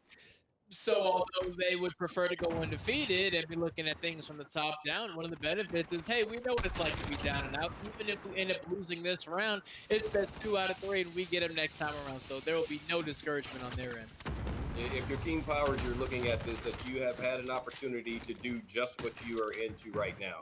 You played a team, you were beaten by that team, you were able to reset your thinking against that squad and then move forward. You have new life in this one. You got a life to give, so you have that same opportunity. So it's not about panicking, it's about now trying to continue to get points, see if your philosophy is working, see if your plan is working, get everyone to see where they can pick up, get better. I need my pro to play like a pro, and you guys keep hearing me say this. The others have to do their jobs and do them better, and this is your opportunity to see it. You shouldn't panic. You should just play it out, knowing that you have an opportunity to make your adjustments. When you did that the last time, you found a way to win. And we're spectating here on to the likes of Enable, that is the Call of Duty professional player here, and this is, you know, they've got a point where they're down 100 points. They're trying to fight back. They're in control of this position. But Kevin Ware's team is doing really good. They're playing really well. And they got themselves in this position where they just need to get one more point back, get one more hard point control to be able to take full control to close this one out here. But until they get there, you know, this is just a point where Team Powers has to answer back. They got to find something to do to get back in this one. And it's going to be tough for them to do it. I mean, they'll only need 20 more points to close it out. This is the home stretch. This is, you know, bottom of the 9th here for Team Ware. They just got to hold on. Well, I have to say, as we look into the screen of the actual Call of Duty Professional, I put this game quite a bit, and there is nothing more humbling than seeing a professional rack off 6-7 kills in a row and making you realize, why am I even playing this game? Yep. I mean, it's really just coming down to the fact of one professional player is not enough to counterbalance the likes of Kevin Ware's team, where they're just in complete control. They're just dominating everything that's happening so far. And it doesn't even matter in the sense that you have that pro, because the rest of your team is playing so well and holding their own just cohesively together. As you see, Aerial Powers just gets a triple kill, but at the end of the day, it's almost not enough. They only need a few more ticks to be able to close this one out and win this game. And it's really just going to come down ultimately to what's going to happen in the next game. You got to be at a point now where you're already thinking, what can we do next time to come back? As the final tick is going to come through, Kevin Ware and company are going to take game 1 out of this round, and they're going to be feeling pretty good about that. Going forward into game 2, what is the mindset and what is the talk you have to have with your team to say, okay, we've already lost once, we beat Kyle Tucker and team again. We've already lost once to Kevin Ware. Here's what we have to do to recover from this, to get back into it, and to start again. Well, everything that we just did wasn't good enough. So let's forget about all of that and play better. It's that simple. Everyone has to play better. This team is better than expected. And I'm sure that Brock can say that Brock will agree with me on this one. Just because you're not getting paid to do something as a professional doesn't mean that you're not really, really good at it. And because I think about just guys that I grew up in my neighborhood, there were like the 2 blocks I grew up in, there were like 7 guys that played pro ball between football and baseball. But now there were probably another 30 that were better than us. So I'm just looking. So that's why I say, looking at the 2 teams right here, there's a pro on one, but there's some really good players on Team Ware, and they are playing at a pro level. So you got to just figure out how to play the game differently, and the strategy that you had going into round 1, throw it away. It didn't work. You know, it is kind of funny what Eric just said. You ask any professional athlete, even some of the best ones, the Hall of Famers, you ask them, hey, who was the best girl on that Pop Warner team you had, on that high school team? Rarely it's them. There's always someone better. So you look to Kevin Ware's team, he has some other guys on there. Maybe they found another profession, but if they pursued an esports career, they would have been one of the greats there. So the fact that they just responded to the dynasty that Team Powers seemed to be putting together today, maybe they had some secret pros on there that just pursued other things. And we saw how good Kevin Ware and his whole team was last week when they came through, and they really just rolled the competition. There was nothing that anybody could do to stop Kevin Ware and his team. That's why they got to the grand finals. That's why they won so decisively last week. And you just expected it this week. In the interview we talked to him, he said, yeah, he's coming back. He's not even worried about team baseball coming back, or any of those guys to come back in and answer this. He's going to repeat the title, and he's going to be completely confident in his team's capability to do that. They didn't have to worry about team baseball because all of team baseball got knocked out to one team or another. We saw Brett Phillips, who was hoping to come back and reclaim his title, got knocked out by Team Powers. And just, you wouldn't expect it to happen, but here we are, where team baseball was a question mark, and it comes down to team basketball and team football.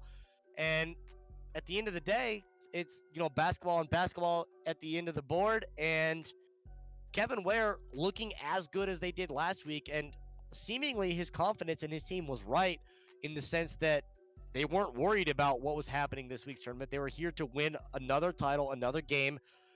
Eric, you sold your ticket. Are you still comfortable with that? Are you happy about that? You know what? I'm going to stay here because, as I said before, Team Powers has gone through this.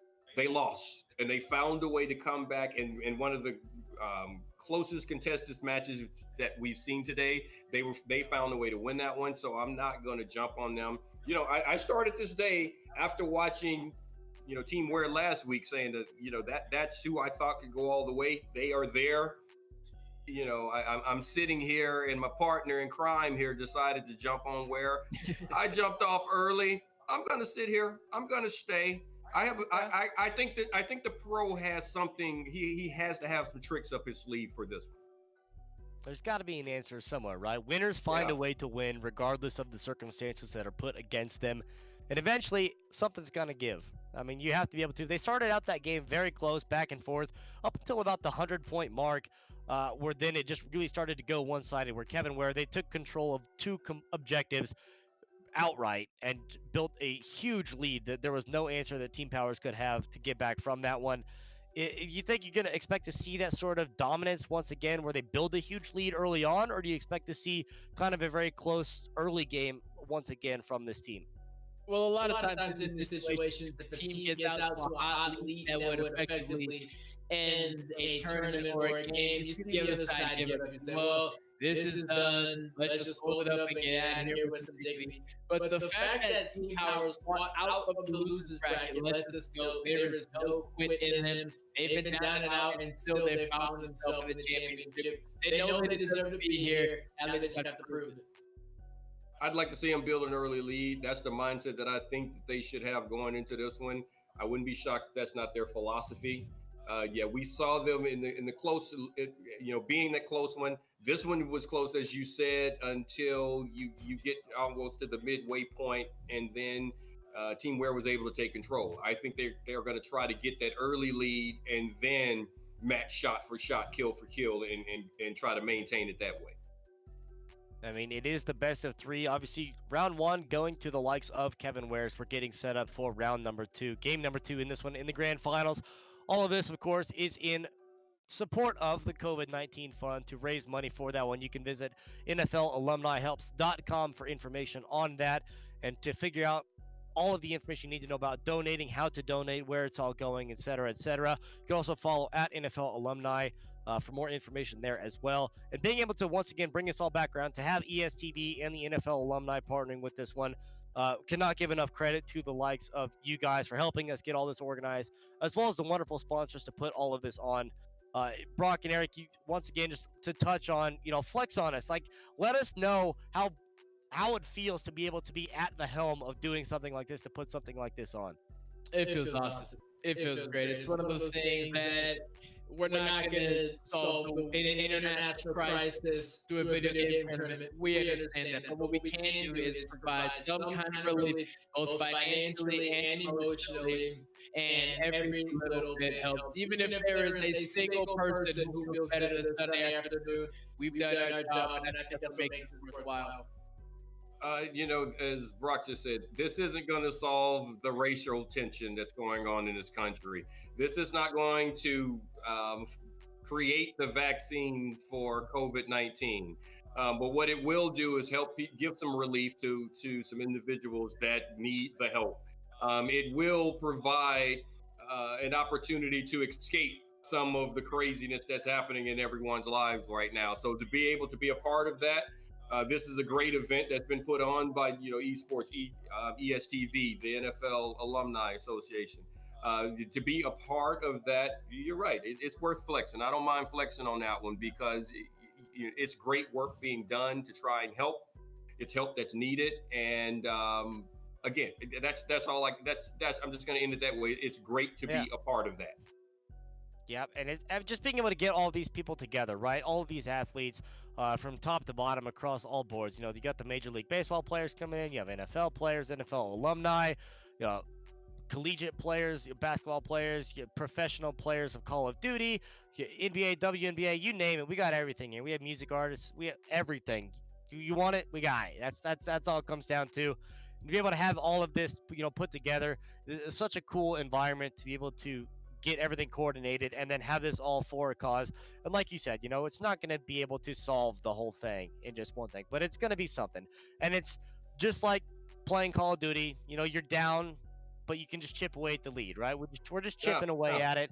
And eventually we're going to get there. So all of this, like I said, NFLalumnihelps.com for this. And we'll see more to come about all of this. Hopefully we're getting back to normal.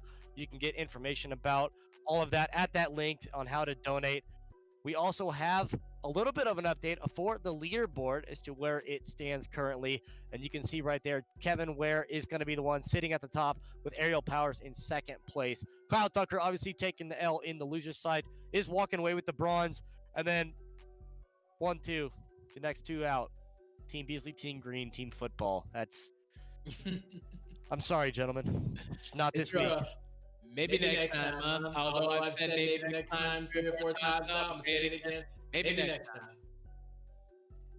Well, as it comes down to it, you see all of the rosters, as I mentioned, all these players that we had, people from all across the board of sports and musicians and anything. There's so many people on this list. You can see some of the names there as to just how star-studded this roster is. To be able to put this together across the board is incredible. And obviously, like you mentioned, it's a Sunday afternoon. There's things to do, right? I mean, you have other things, but the fact that we can get players like this in here to compete is awesome. It's really cool to see everyone coming in. So, gentlemen, out of what we have here from the tournament as it stood, what are your thoughts on how it went, with Kevin Ware coming out there, once again reclaiming the throne?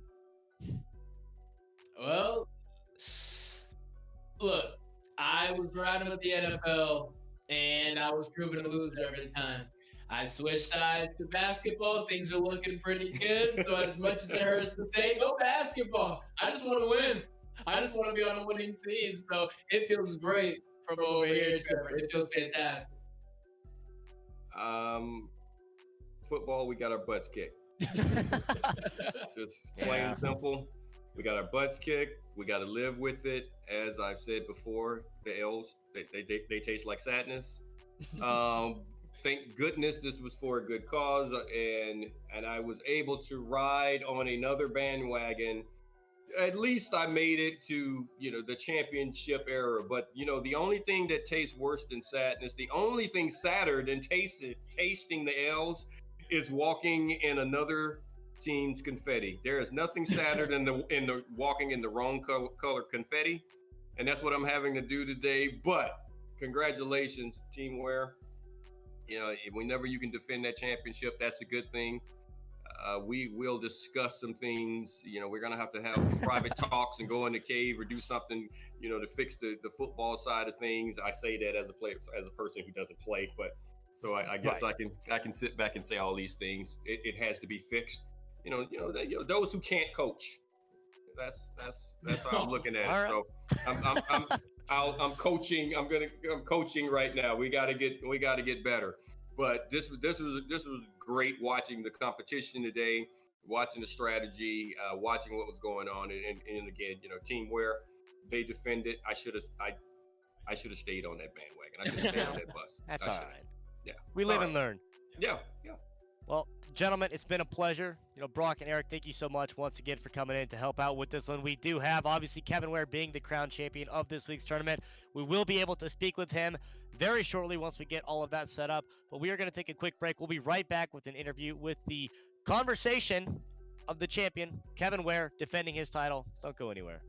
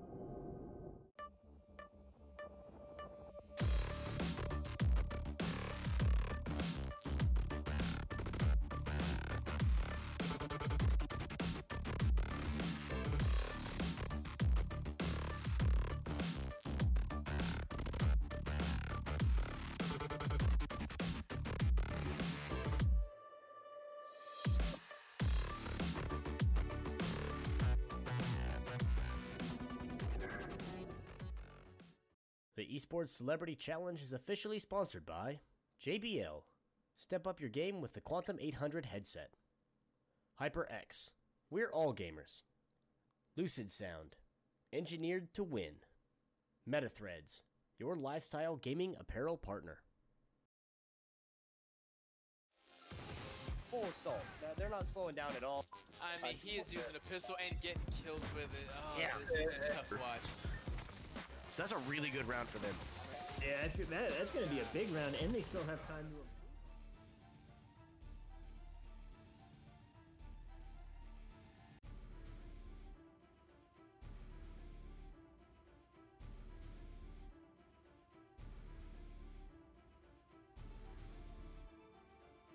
Hey man, I told you it was a breeze. Y'all ain't want to believe me last time. I didn't know. I had thoughts. I was like, well, maybe, you know, team baseball coming back. Y'all brought all these pros in for my guys, and you know, get the same results, man. Were you guys worried at all when you realized you were up against a Call of Duty pro? Did that phase you? Nah, my guys actually, they knew a lot more about him than I did, but I've heard of the name, but they were more so wanting to play him more than anybody else. So, so it worked. Yeah, I mean, you guys once again pretty much rolling the competition. You had a couple close ones there. The game started out pretty close. It was, you know, like 75 to 85, and then it just something changed. Something you guys got one more point. You controlled that front to back through and through. What was the difference? Like, what happened that all of a sudden just set your team into overdrive? I think we got good communication. Whenever somebody died, you know, we were right on hand with the next guy trying to get the kill. You know, like I said, these guys are really good. I think I'm good, but they're really good. You know, so they're doing me a favor playing in this tournament with me, honestly. And we talked a little bit last week about your experience playing in Call of Duty in general, and I think you mentioned you played a lot of hardcore gameplay. Does it come back into this one? You know, changing it from team deathmatch to hardpoint. Did you guys have a lot of experience in hardpoint, or was this kind of a new thing where you had to quickly adapt on the fly? I had some experience in hardpoint. It was just kind of remembering the exact locations of the drops, because it's kind of like a pattern once you play it so much that you just get used to it. A lot of the first close game we had, they were like on cue, like with every hard point. Like they were already there, kind of like this last game with Enable and them. They were on point too, but like I said, we just, you know, we the Lakers. We got the best team, man. It's just too much fun on our side. I mean, you called the shot, said you were going to come back, defend the title, and here you are once again in the championship interview. You mentioned the communication is just so much better, you know, for your guys. What is it really the communication that is the difference maker? Or what's the biggest component that's able to lead to your success? Communication. I know, like I heard Ariel calling out, like, yeah, they're calling every spot. Like, yeah, we really, we really communicate a lot. So I kind of feel like that helps. And honestly, I thought it was harder playing on hardcore, but I like the Call of Duty League rules. Like, it's a little tougher, and you can't use certain modifications. You can't use rocket launchers. That's usually my go-to, the rocket launcher, but you can't use certain stuff, so it makes it like a lot more. Okay. Well, at the end of the day, you guys are once again the crown champions, yourself and the rest of your team. You want to give a shout out to, you know, the teammates that got you here, that helped you come in with the title? King Prodigy, Ace, Jump. Now, let me get their full names for you, man. My bad. Let me get it all the way together. Oh, you're way good, man. King do what you got to do. King Prodigy. Where is it? I know that now. I don't even want to get it wrong. Jump with an X a lot. ESTV. Those are my guys. The squad. You're going to see us here every week. All right. Every single week. Well, congratulations once again on your championship. Hopefully to see you once again defending your title there against Aerial Powers, coming away with the dub. That's all I can say, man. Congrats. Thank you. Thanks for having us. Absolutely. Well, with that, we can go back to bring in the rest of the squad. We also have Brock and Eric in this one. Right before we get our final thoughts to dip out of here. And at the end of the day, just a great competition that we've had from the Esports Celebrity Challenge with the NFL Alumni and ESTV coming together for all of this. And you can't give enough credit to everyone that's come together to put this on, to get a star-studded roster like this one, to have Kevin Ware come back to defend his title, to have Aerial Powers coming in with all of this going from everyone that participated. Brock and Eric, we touched on it once again, how cool it is to be together. What more is there to say? It's a beautiful day, man. It's a beautiful day. You try and make the best of a troubling time, and all we can ask is that whatever little you can give, I promise it will make a big difference. And as always, Trevor, happy to have you here coming in from Vegas. There's a lot you could be doing today. We're happy to have you here. You know, as in all things that aren't the way you want them to be, all you can do is touch the people that are in your circle, that are near you, that you can influence. And right now, the way the world is getting smaller with social media, with us doing things like this, you're able to touch more people and try and help more people. So whatever you can do to try to make a situation better, do it.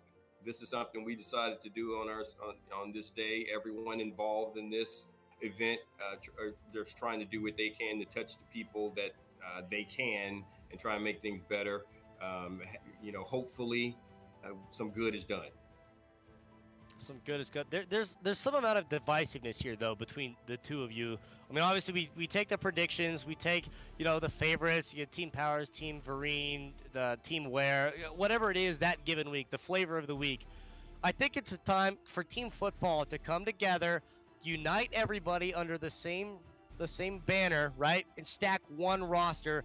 Get Brock and get Eric, the coach, Brock, the advisor, you know, get everybody in here, because something's got to happen for team football, and you guys are the components to do it.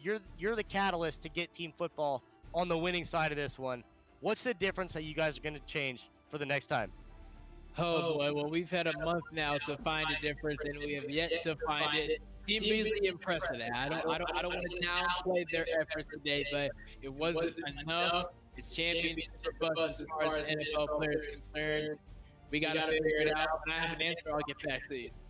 Well, the last thing I'm ever going to be worried about is the group of football players figuring things out. Most ball players are accustomed to dealing with hard times. You're accustomed to dealing with difficult situations, and you have to figure out how to adapt and adjust to it. Because one of the most difficult things ever is being told, this is what we're going to do, it's going to work, it'll win, and then the same men walk in at halftime and say, I know what I told you.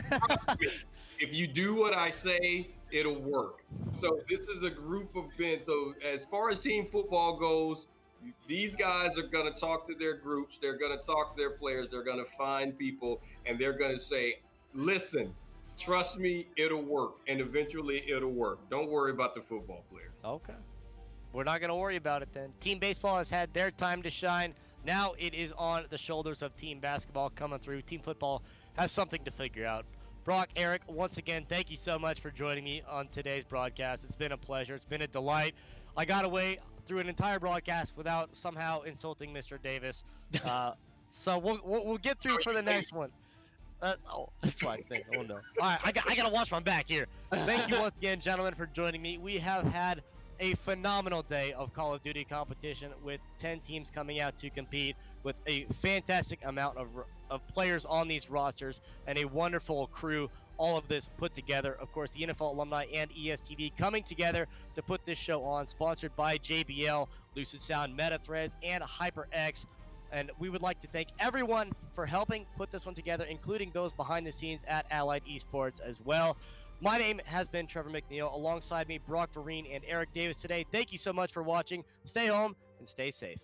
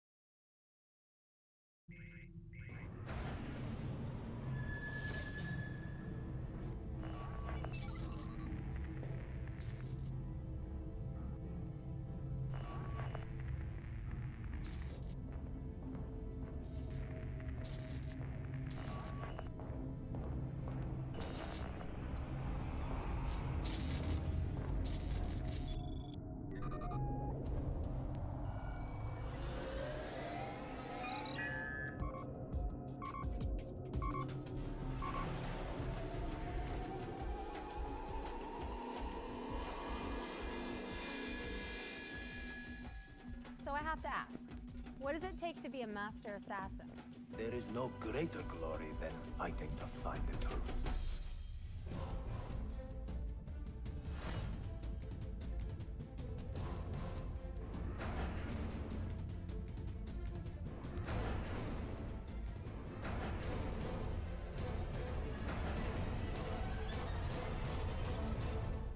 Come on, tell me, is there something with Cortana?